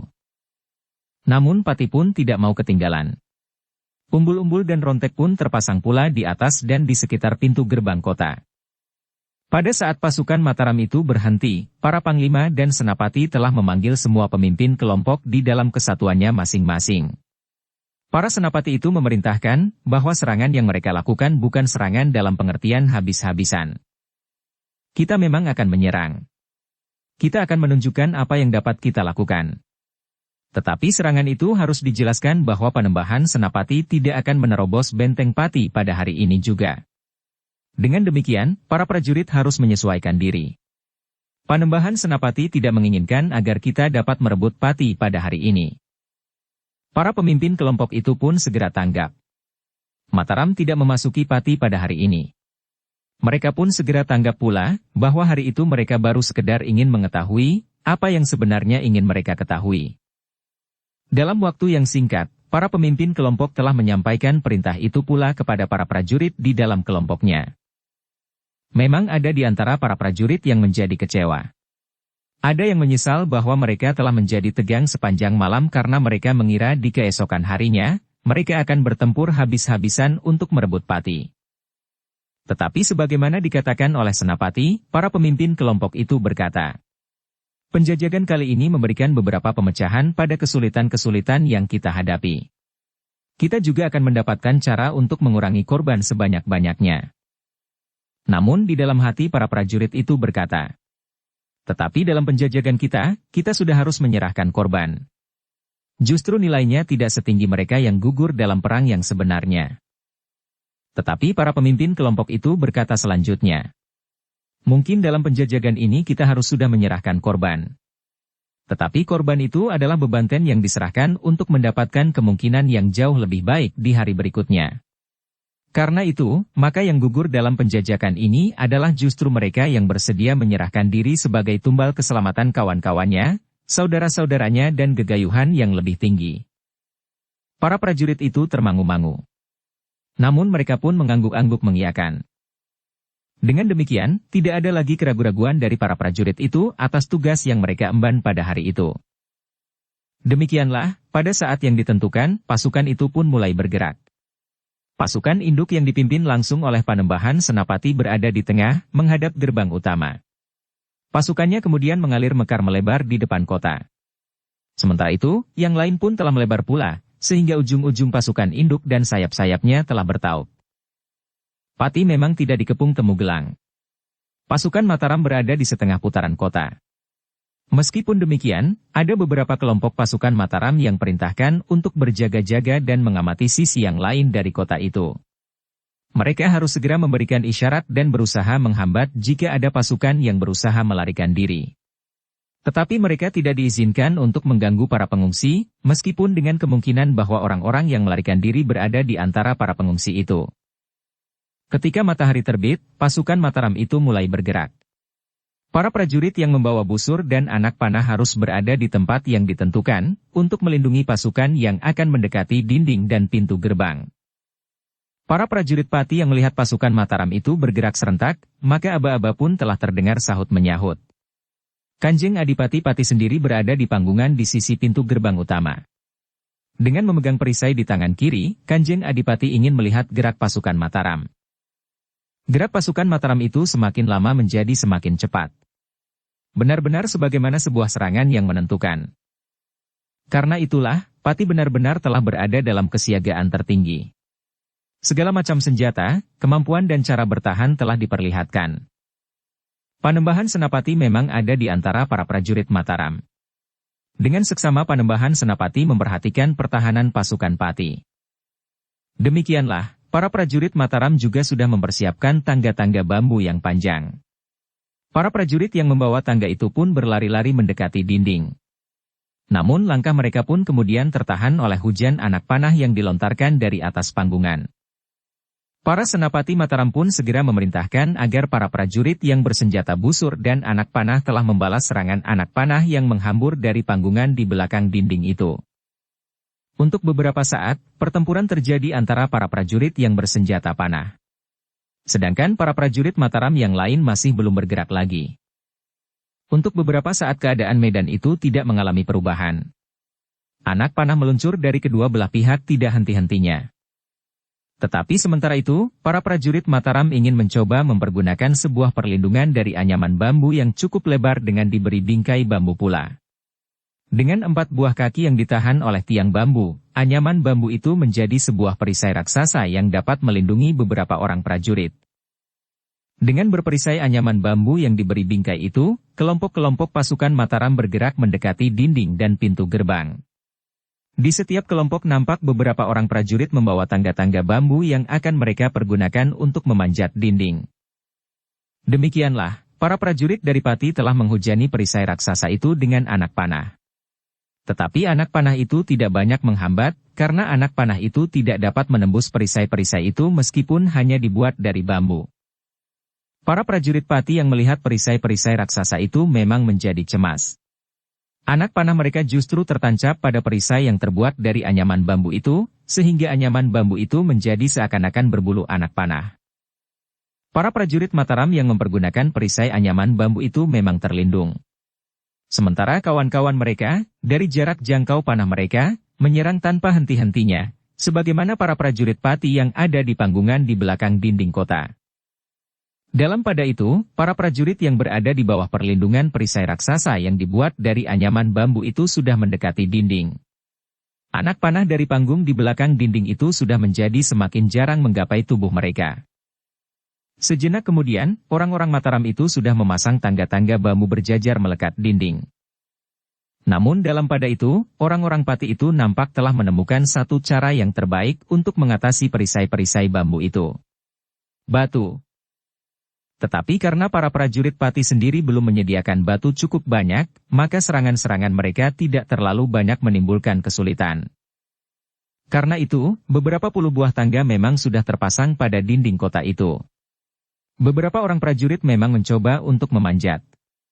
Tetapi orang-orang Pati itu telah berusaha untuk mendorong tangga-tangga itu, sehingga orang-orang yang mencoba-coba memanjat akan berjatuhan bersama-sama dengan tangga yang roboh itu. Karena prajurit Mataram memang tidak berniat untuk memasuki dinding kota, maka mereka pun tidak berjuang mati-matian. Yang mereka lakukan benar-benar sebuah penjajagan saja. Prajurit Pati memang heran ketika mereka melihat prajurit Mataram yang demikian mudahnya mengurungkah serangan-serangannya. Demikian pula para prajurit yang telah mencapai pintu gerbang. Tidak ada usaha yang bersungguh-sungguh untuk memecahkan pintu gerbang itu.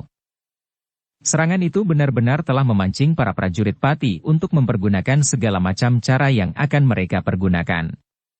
Hal itulah yang ingin diketahui oleh orang-orang Mataram. Namun para prajurit Mataram pun harus merelakan orang-orang Pati menemukan cara terbaik untuk melawan perisai anyaman bambu itu. Perang yang terjadi memang tidak mengungkapkan kekuatan Mataram yang sebenarnya. Para prajurit yang memasang tangga-tangga bambu ternyata tidak berusaha benar-benar memanfaatkannya. Kegagalan-kegagalan kecil telah membuat prajurit dan pengawal dari Mataram itu mengurungkan usahanya menggapai bibir dinding kota. Akhirnya para prajurit Pati pun menyadari bahwa mereka telah terpancing. Mereka pun akhirnya mengetahui bahwa Mataram tentu baru sekedar menjajaki pertahanan Pati. Kanjeng Adipati Pragola sendiri yang memerintahkan untuk menghentikan perlawanan. Tetapi para prajurit harus tetap berada di tempat dan bersiaga sepenuhnya, perintah Kanjeng Adipati. Kita sudah melihat sendiri betapa liciknya orang-orang Mataram. Pasukan Pati memang menghentikan perlawanan. Yang mereka lakukan kemudian adalah sekedar berjaga-jaga. Mereka membiarkan para prajurit dan pengawal Mataram berada di sekitar dinding kota. Kelompok-kelompok prajurit Mataram masih saja melontarkan anak panah. Namun akhirnya Panembahan Senapati memerintahkan pasukan Mataram untuk mundur dari medan. Matahari yang telah melewati puncak langit itu, panasnya bagaikan membakar kulit. Berangsur-angsur pasukan Mataram itu mundur dari medan, setelah setengah hari lewat sedikit menjajagi kekuatan pertahanan Pati. Ketika para prajurit itu sampai di perkemahan, Panembahan Senapati pun langsung memanggil para panglima dan senapati Mataram, serta para pemimpin pasukan pengawal yang ada di dalam pasukannya. Dengan singkat Panembahan Senapati telah memberikan beberapa petunjuk dan pesan kepada mereka, sesuai dengan hasil penjajagan yang telah dilakukan oleh pasukan Mataram. Karena menurut laporan bahan pangan yang tidak terbakar masih mencukupi untuk beberapa hari, maka Panembahan Senapati belum akan menyerang Pati di keesokan harinya. Kita akan melengkapi peralatan kita sesuai dengan gelar pertahanan pasukan Pati, berkata Panembahan Senapati. Nanti, lewat para panglima dan senapati, aku akan memberikan perintah-perintah selanjutnya. Demikianlah. Setelah pertemuan itu dianggap selesai, Panembahan Senapati telah berbicara secara khusus dengan beberapa orang terdekat.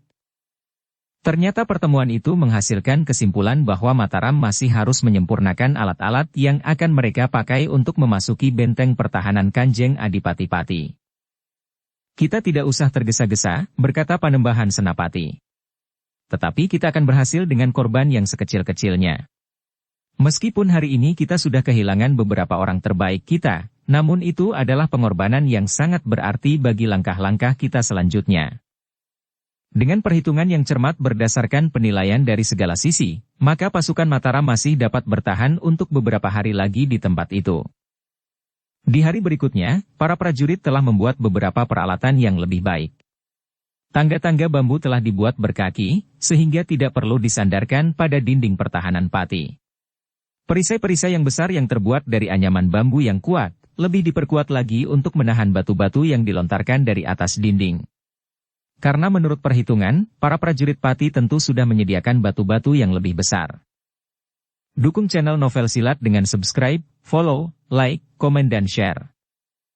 Para prajurit pun telah mempersiapkan jangkar-jangkar besi serta tali-tali serabut kelapa. Beberapa potong kayu yang panjang, yang akan dipergunakan untuk memecahkan pintu gerbang. Persiapan-persiapan itu tidak dapat mereka selesaikan dalam satu hari. Tetapi para prajurit Pati pun tidak tinggal diam. Mereka juga mempelajari dan membicarakan cara orang-orang Mataram menyerang benteng pertahanan Pati. Orang-orang Pati pun telah mempersiapkan senjata-senjata yang paling baik, termasuk batu-batu yang cukup besar, yang sebelumnya tidak dilakukan. Dengan persiapan-persiapan itu, Mataram ingin mengurangi korban dengan keberhasilan tertinggi, sementara Pati ingin mempertahankan setiap jengkal tanahnya. Dalam pada itu, selagi para prajurit dan pengawal dari Mataram sibuk menyiapkan alat-alat yang lebih baik untuk memasuki dinding kota, sementara Pati berusaha memperkuat pertahanannya, maka jauh dari Pati telah terjadi peristiwa yang lain. Di Padepokan Kiai Warangka, 3 orang sedang melakukan semadi untuk mencoba melihat, apakah sebuah peti tembaga yang besar yang pernah berada di padepokan itu di saat padepokan itu belum dipimpin oleh Kiai Warangka, masih ada atau peti itu sudah berada di tempat lain.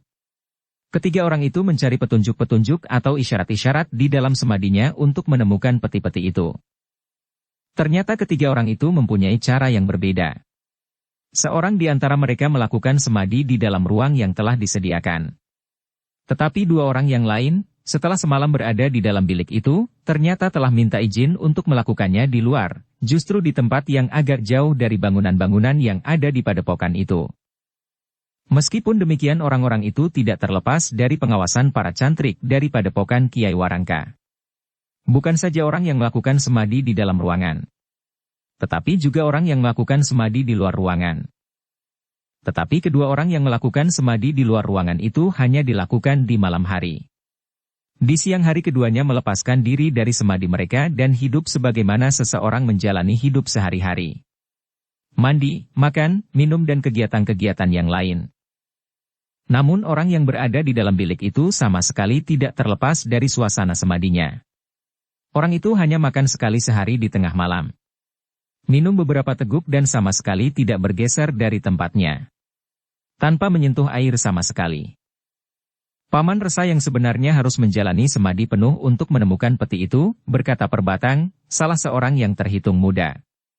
Lalu katanya, sedangkan kami berdua harus membantunya. Karena itu, maka hanya kami lakukan di malam hari. Untuk mendapat suasana yang segar serta penglihatan batin yang jauh, kami berdua berada di luar ruangan. Ki Seratwaja yang mendapat tugas untuk melayani mereka mengangguk-angguk. Katanya, kami juga berharap agar usaha ini berhasil. Karena dengan demikian, padepokan Kakang Warangka tentu juga akan dapat dikembangkan, meskipun sama sekali tidak bermaksud menyaingi rencana Kakang Timbang Laras. Iya, jawab Perbatang. Alangkah baiknya jika kedua padepokan ini dapat berkembang bersama-sama. Seandainya aku dapat membantu, maka aku pun akan membantunya, berkata Ki Seratwaja. Apa yang Ki Seratwaja lakukan, sudah merupakan bantuan yang sangat besar bagi kami. Ki Seratwaja tertawa. Katanya, hanya itulah yang dapat kami lakukan. Demikianlah, dari hari ke hari semadi itu berlangsung. Suasana di dalam bilik yang dipergunakan untuk melakukan semadi oleh Ki Resa itu suasananya memang menjadi lain. Udara di dalam bilik itu menjadi panas. Tubuh Ki Resa sendiri telah basah oleh keringat.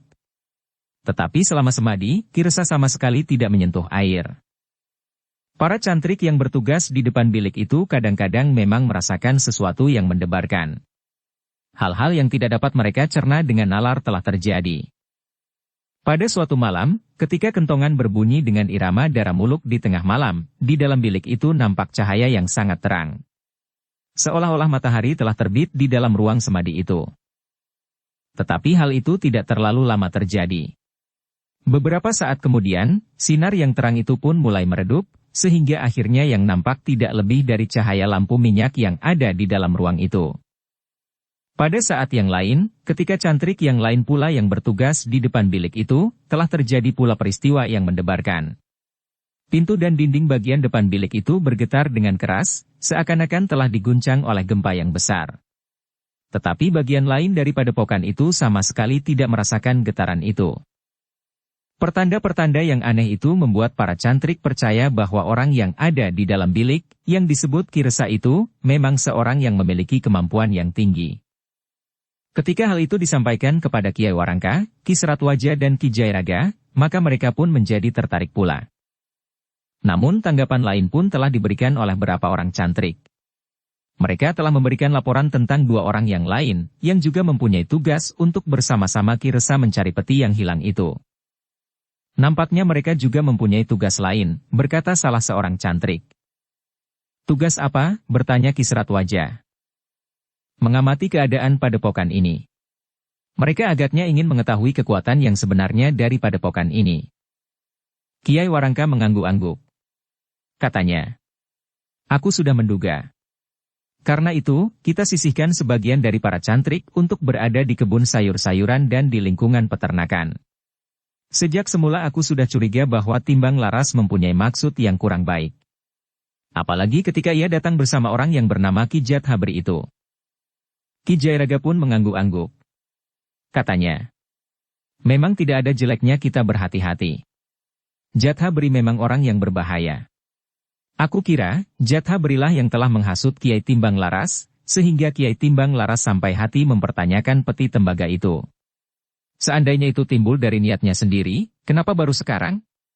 Kenapa tidak sejak saat ia memisahkan diri dan mendirikan sebuah padepokan? Aku juga mengira begitu, Ki Jairaga, berkata Kiai Warangka. Karena itu, maka aku pun telah berprasangka kurang baik terhadap saudara seperguruanku sendiri. Aku telah mengaburkan kenyataan tentang padepokan ini, karena aku ingin berhati-hati dan tidak terjebak ke dalam kesesatan nalar Timbang Laras. Menurut pendapatku, apa yang Kakang lakukan itu benar. Menghadapi Ki Jathabri maka kita memang harus berhati-hati, desis Ki Seratwaja. Ki Jairaga pun mengangguk-angguk pula. Katanya, Kiai Warangka tidak usah menyalahkan diri sendiri. Kalau Kiai Warangka berprasangka buruk terhadap saudara seperguruan sendiri, itu tentu ada sebabnya. Apalagi setelah Kiai Warangka melihat kehadiran Kiai Timbang Laras bersama Jathabri. Kiai Warangka menarik nafas panjang.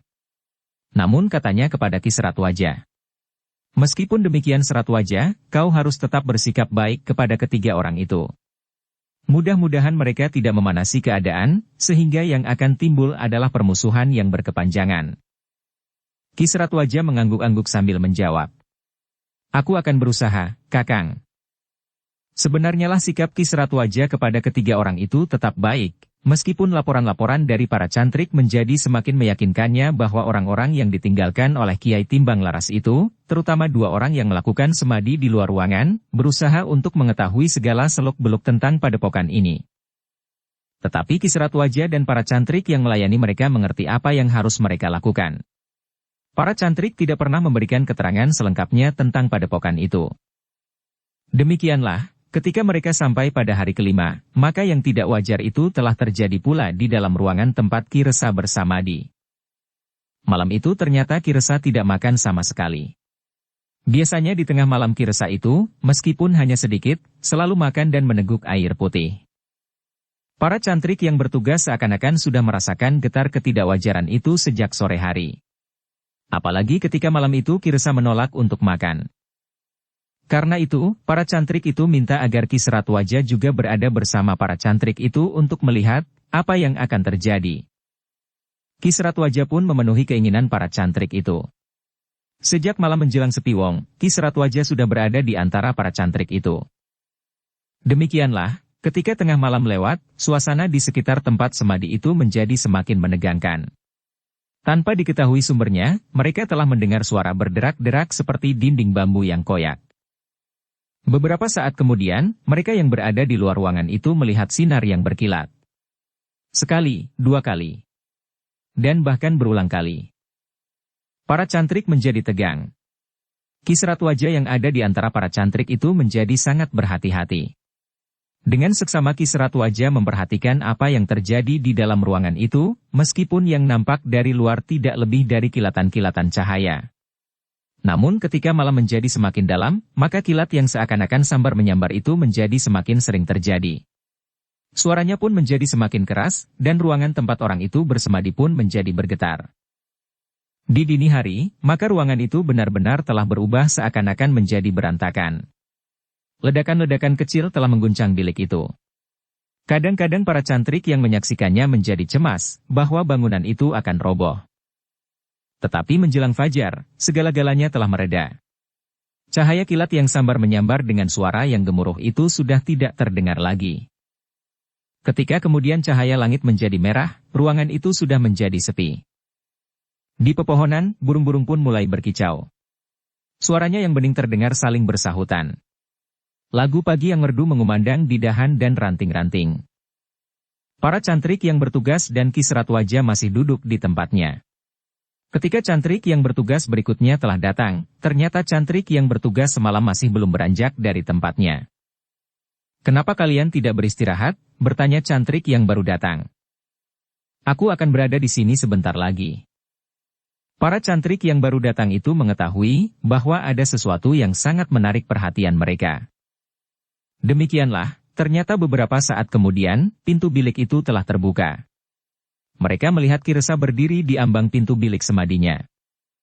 "Aku sudah selesai," berkata Ki Resa. "Aku tidak perlu memperpanjang semadiku sampai hari ke-7. Kisratwajah mendekatinya sambil bertanya. "Apa yang Ki Resa perlukan sekarang?" "Air landa merang." "Aku harus mandi keramas," jawab Ki Resa. Namun tiba-tiba ia pun bertanya. "Di mana kedua orang saudaraku itu?" "Nanti sebentar mereka akan datang," jawab Kisratwajah. Biasanya setelah bersemadi semalam suntuk, keduanya lalu mandi dan berbenah diri. Baru kemudian datang kemari. Sebenarnya lah sesaat kemudian, dua orang yang juga bersemadi di padepokan itu meskipun tidak penuh sebagaimana Ki Resa, telah datang pula. "Paman Resa," desis Perbatang. "Terima kasih atas dukungan kalian," berkata Ki Resa. "Jadi, bagaimana Paman?" bertanya Perbatang. "Aku akan mandi dan keramas. Nanti baru kita akan berbicara mengenai tugas kita," berkata Ki Resa itu. "Baiklah," berkata Perbatang. "Silakan Paman Resa mandi dan keramas dahulu." Ketika seorang cantrik telah menyiapkan landa merang, maka Ki Resa pun telah berada di pakiwan untuk mandi keramas. Baru beberapa saat kemudian, Ki Resa itu selesai berbenah diri. Kisratwajah pun kemudian telah mempersilakan Ki Resa itu duduk di bangunan utama padepokan itu. Sebagai seorang yang pernah menjalani beberapa macam laku, maka Kisratwajah pun tahu apa yang pantas disuguhkan bagi seseorang yang baru saja selesai menjalani laku yang keras. Sejenak kemudian, di hadapan Ki Resa telah dihidangkan minuman hangat dan bubur beras yang cair. Terima kasih, desis Ki Resa. Orang-orang yang sering menjalani laku tentu mengetahui makanan apakah yang paling baik bagi seorang yang baru saja selesai menjalani laku. Menurut kata orang, Ki Resa, berkata Ki Seratwaja yang menemani Ki Resa, yang tubuhnya terasa menjadi segar setelah ia meneguk minuman hangat dan makan bubur cair yang hangat pula. Dua orang kawannya pun telah duduk bersama Ki Resa di pendapa. Setelah selesai makan bubur cair itu, Perbatang pun kemudian bertanya. Paman, seperti yang Paman katakan, bagaimanakah hasil semadi yang telah Paman lakukan? Kami berdua telah mencoba untuk membantu sejauh dapat kami lakukan. Aku merasakan getar dukungan kalian, jawab Ki Resa. Tanpa dukungan kalian, usahaku akan sia-sia. Keberadaan kalian berdua di luar bilik itu seakan-akan telah memperluas tebaran pandangan batinku. Karena itu, aku menjadi semakin yakin akan hasil pengamatan semadiku. Jadi bagaimana hasilnya menurut Paman? Ki Resa menarik nafas dalam-dalam. Katanya, kita akan menyampaikan kepada Kiai Timbang Laras. Kedua orang kawannya itu pun mengangguk-angguk. Pinuji, salah seorang dari kawan Ki Resa itu pun berkata, kita akan menyesuaikan hasil penglihatan kita masing-masing. Meskipun tugas kami membantu Paman Resa, tetapi kami pun telah mendapatkan isyarat-isyarat di dalam semadi kami. Isyarat-isyarat itu memang kami teruskan kepada Paman Resa untuk diterjemahkan bersama isyarat-isyarat lain yang dapat Paman tangkap. Tetapi bukankah kami juga berhak untuk berbicara tentang isyarat-isyarat itu? Tentu, Pinuji, kita dapat saja berbicara tentang isyarat yang kita lihat. Maksudku, semuanya itu akan kita bicarakan bersama Kiai Timbang Laras. Karena Kiai Timbang Laras adalah orang yang paling berkepentingan dengan semadi itu, sehingga aku akan berbicara pertama kali dengan Kiai Timbang Laras. Tentu saja bersama Pinuji dan Perbatang. Pinuji tidak ingin memaksa Ki Resa untuk berbicara lebih jauh. Sudah menjadi sifat dan watak Ki Resa yang teguh pada sikapnya, sehingga jika ia sudah menyatakan keberatannya, maka apapun yang dikatakan, Ki Resa tentu akan tetap berkeberatan. Jadi, apakah kita akan segera kembali ke padepokan Kiai Timbang Laras? Bertanya Perbatang. Ya. Kita tidak akan terlalu lama di sini. Bukankah tugas kita sudah selesai? Bertanya Ki Resa. Kedua orang yang menyertainya dalam semadi, meskipun hanya di malam hari, itu pun mengangguk-angguk. Katanya. Ya. Kita akan segera kembali. Hari ini dan malam nanti kita dapat beristirahat. Besok pagi-pagi kita akan berangkat sebelum matahari terbit. Perjalanan di dini hari adalah perjalanan yang paling menyenangkan, berkata Ki Resa. Dengan demikian, maka pada hari itu dan malam harinya, ketiga orang itu masih tetap berada di padepokan. Kiai Warangka dan Ki Jayaraga yang kemudian ikut menemui ketiga orang itu pun merasa sama sekali tidak keberatan, jika ketiga orang itu akan bermalam lagi. Kapan saja kalian kehendaki, berkata Kiai Warangka. Sementara mereka berada di padepokan, seperti biasanya Pinuji dan Perbatang telah melihat-lihat isi padepokan itu. Ki Resa yang masih nampak letih, lebih banyak duduk-duduk di pendapa bersama Kiai Warangka, Kiai Timbang Laras dan Ki Jayaraga. Ternyata kepada mereka, Ki Resa telah mengatakan apa yang telah dilihatnya dalam semadinya. Kiai Warangka, peti itu tidak ada di padepokan ini. Aku yakin itu. Aku pun yakin bahwa Kiai Warangka dan Ki Seratwaja tidak bersalah sama sekali. Peti itu meninggalkan padepokan ini, sebelum Kiai Warangka memimpin padepokan ini. Kiai Warangka, Ki Seratwaja dan Ki Jayaraga memang agak terkejut mendengar pengakuan itu. Ki Resa merasa keberatan dan tidak mau mengatakannya kepada kedua orang kawannya. Tetapi Ki Resa justru telah mengatakannya kepada Kiai Warangka dan Ki Seratwaja. Bahkan di depan Ki Jayaraga, yang juga seorang tamu bagi padepokan itu. Ki Resa yang seakan-akan mengetahui perasaan Kiai Warangka, Ki Seratwaja dan Ki Jayaraga itu pun berkata, aku memang tidak ingin mengatakan kepada kedua orang itu. Mereka merasa diri mereka terlalu penting. Bahkan seakan-akan merekalah yang menentukan segala-galanya. Mereka tentu juga akan mengatakan bahwa penglihatan merekalah yang sangat mempengaruhi hasil dari penglihatanku. Sikap itulah yang ingin aku manfaatkan. Biarlah di depan Kiai Timbang Laras dan Ki Jatha beri aku mengatakan bahwa apa yang aku lihat hanyalah pantulan dari penglihatan mereka. Baru kemudian aku akan mengatakan bahwa peti itu tidak ada di sini, dan tidak ada di mana-mana di dalam jangkauan Kiai Warangka, Kiai Timbang Laras dan Ki Seratwaja. Meskipun bukan berarti tidak dapat dicari sama sekali. Namun aku tidak akan mengatakan kemudian untuk menemukannya. Ketiga orang yang mendengarkannya itu mengangguk-angguk. Mereka menemukan sikap yang lain pada Ki Resa. Selain terlalu rumit, serta harus menjalani laku yang sangat berat, akhirnya peti itu akan jatuh ke tangan orang-orang yang tamak. Siapakah Ki Resa sebenarnya? Bertanya Kiai Warangka. Aku melihat perbedaan sikap antara Ki Resa dengan orang-orang yang nampaknya bekerja sama dengan Ki Resa. Aku bukan salah seorang dari mereka, jawab Ki Resa. Mereka datang kepadaku karena menurut pendapat mereka aku dapat melihat sesuatu yang tidak dapat dilihat oleh orang lain.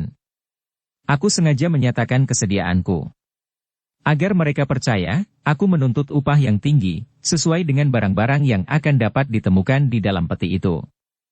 Ternyata mereka juga menyertakan kedua orang yang menurut mereka juga memiliki penglihatan jiwani. Dengan demikian, apakah Ki Resa benar-benar melakukan semadi dalam rangka menemukan peti itu? Bertanya Ki Jayaraga. Aku memang benar-benar melihat apakah peti itu ada di padepokan ini. Ternyata di dalam semadiku, aku mendapatkan keyakinan bahwa peti itu tidak ada di sini. Maksudku, tidak ada di padepokan ini. Tetapi aku belum berhasil mengetahui di mana peti itu berada, jika memang benar-benar seperti yang disebut oleh Kiai bahwa sejak Ki Warangka mulai memimpin, peti itu sudah tidak ada di sini. Kiai Warangka mengangguk-angguk kecil. Katanya, peti itu memang ada. Tetapi aku juga tidak tahu di mana peti itu sekarang. Sebenarnya lah bahwa aku juga tidak tahu, apakah isi peti yang sedang dicari oleh Timbang Laras. Entahlah jika Timbang Laras justru mengetahuinya. Tetapi mengapa Kakang Timbang Laras baru sekarang meributkannya, desis Ki Seratwaja.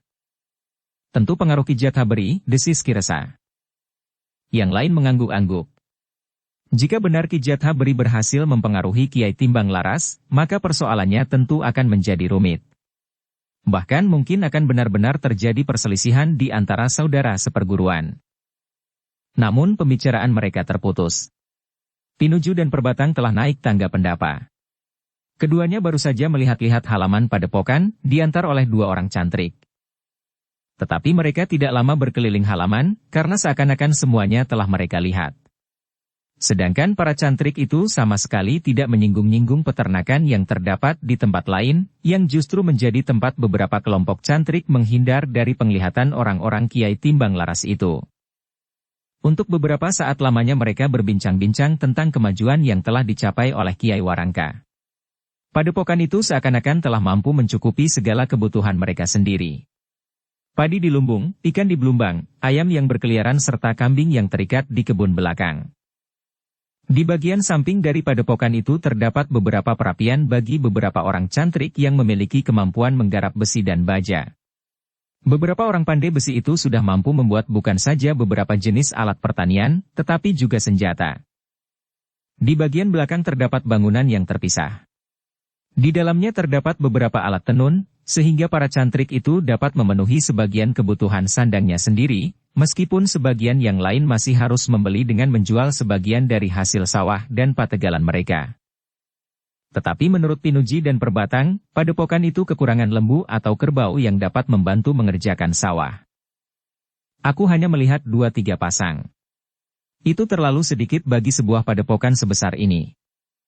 Kami baru merencanakan untuk menambahnya, jawab Kiai Warangka sambil tersenyum. Perbatang tertawa. Katanya, sebenarnya sudah terlambat. Selama ini sawah dan pategalan padepokan ini agaknya telah disia-siakan. Sawah kami tidak terlalu luas, berkata Kiai Warangka dengan nada dalam. Ah, bagaimana Kiai Warangka mengatakan bahwa sawah padepokan ini tidak begitu luas? Sementara itu beberapa buah lumbung penuh dengan padi dan jagung. Kiai Warangka tertawa.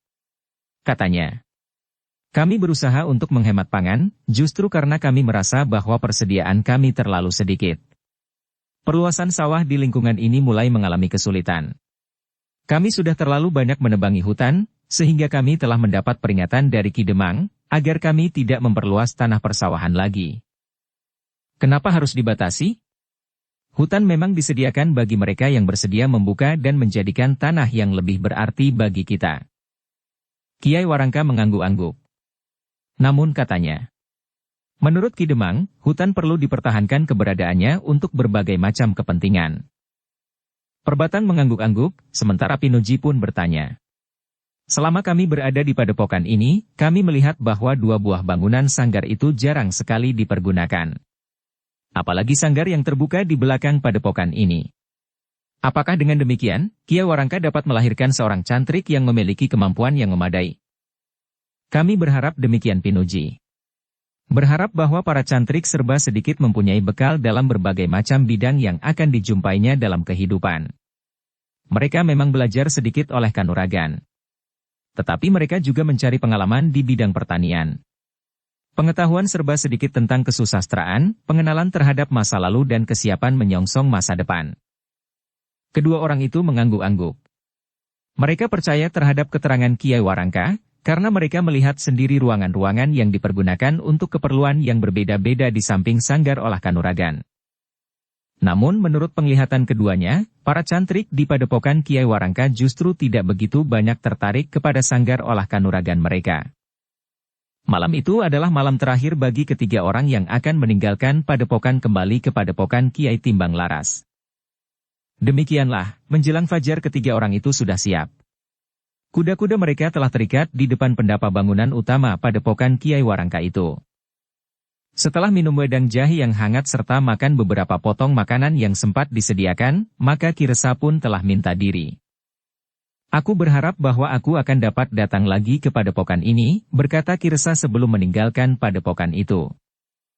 Kami akan menunggu, Ki Resa. Banyak hal yang dapat kami pelajari dari Ki Resa. Ki Resa tersenyum. Katanya, akulah yang masih harus banyak belajar dari Kiai Warangka dan bahkan kepada Ki Jayaraga. Bagus, sahut Ki Jayaraga. Aku adalah seorang petani yang berpengalaman. Di tanah perdikan Menoreh, banyak orang yang belajar bagaimana menabur benih padi gaga di tempat yang kekurangan air. Itulah yang menarik pada Ki Jayaraga, berkata Ki Resa. Tangannya yang dingin membuatnya menjadi seorang petani yang baik. Apa yang dipegangnya dapat menghasilkan. Bahkan tongkat pun jika ditanamnya akan tumbuh. Tetapi di pertempuran, tangannya menjadi panas melampaui bara perapian pandai besi. Kau ini ada-ada saja, desis Ki Jayaraga sambil tersenyum. Demikianlah, kedua orang yang lain pun telah minta diri pula. Mereka akan memulai perjalanan justru sebelum matahari terbit. Selagi udara masih segar. Tetapi ketika mereka memasuki jalan bulak, mereka sudah berpapasan dengan orang-orang yang pergi ke pasar.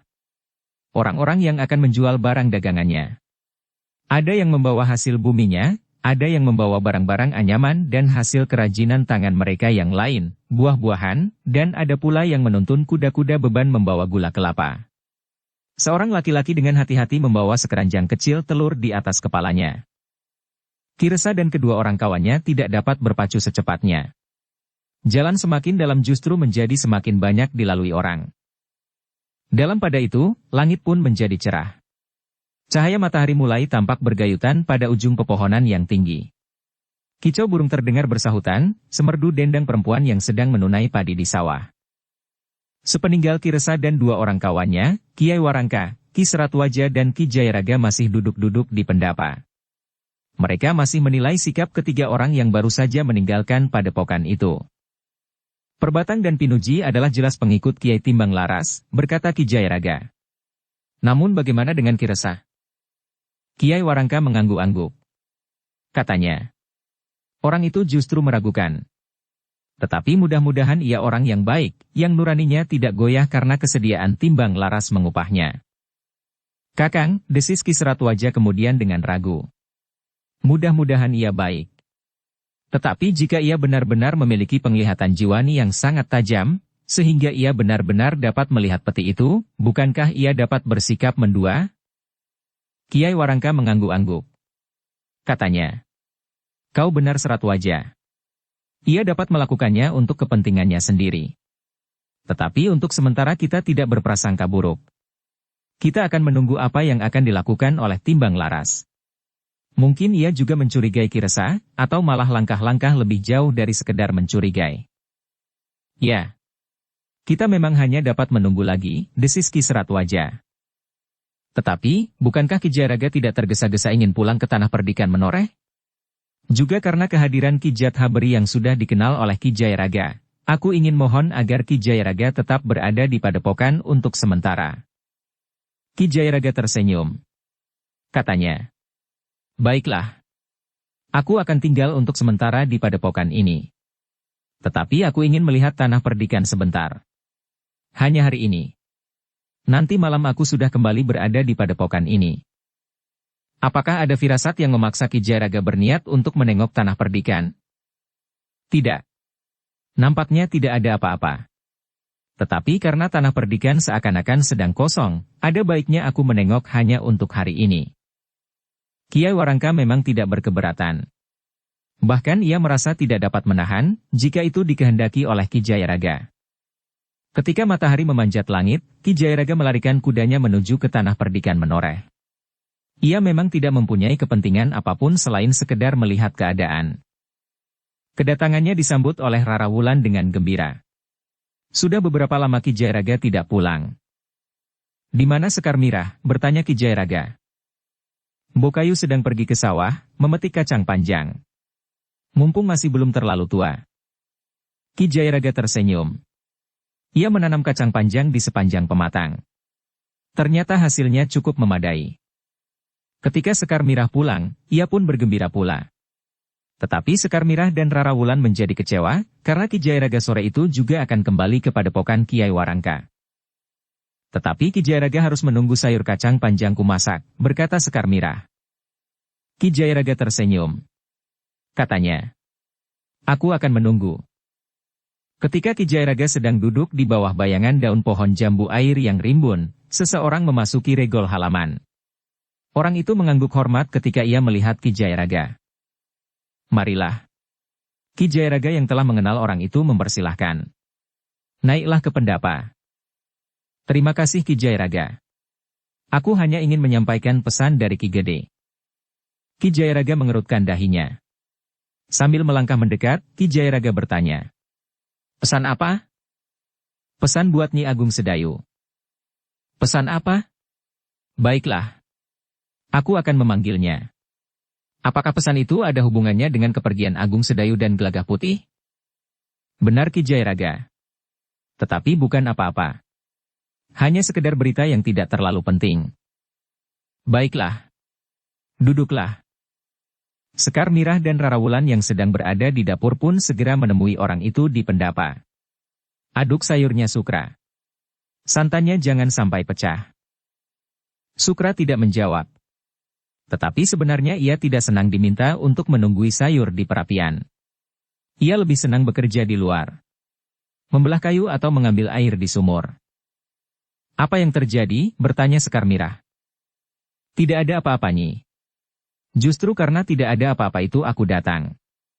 Ki Lurah Agung Sedayu dan Gelagah Putih masih harus menunggu perintah menyerang kota.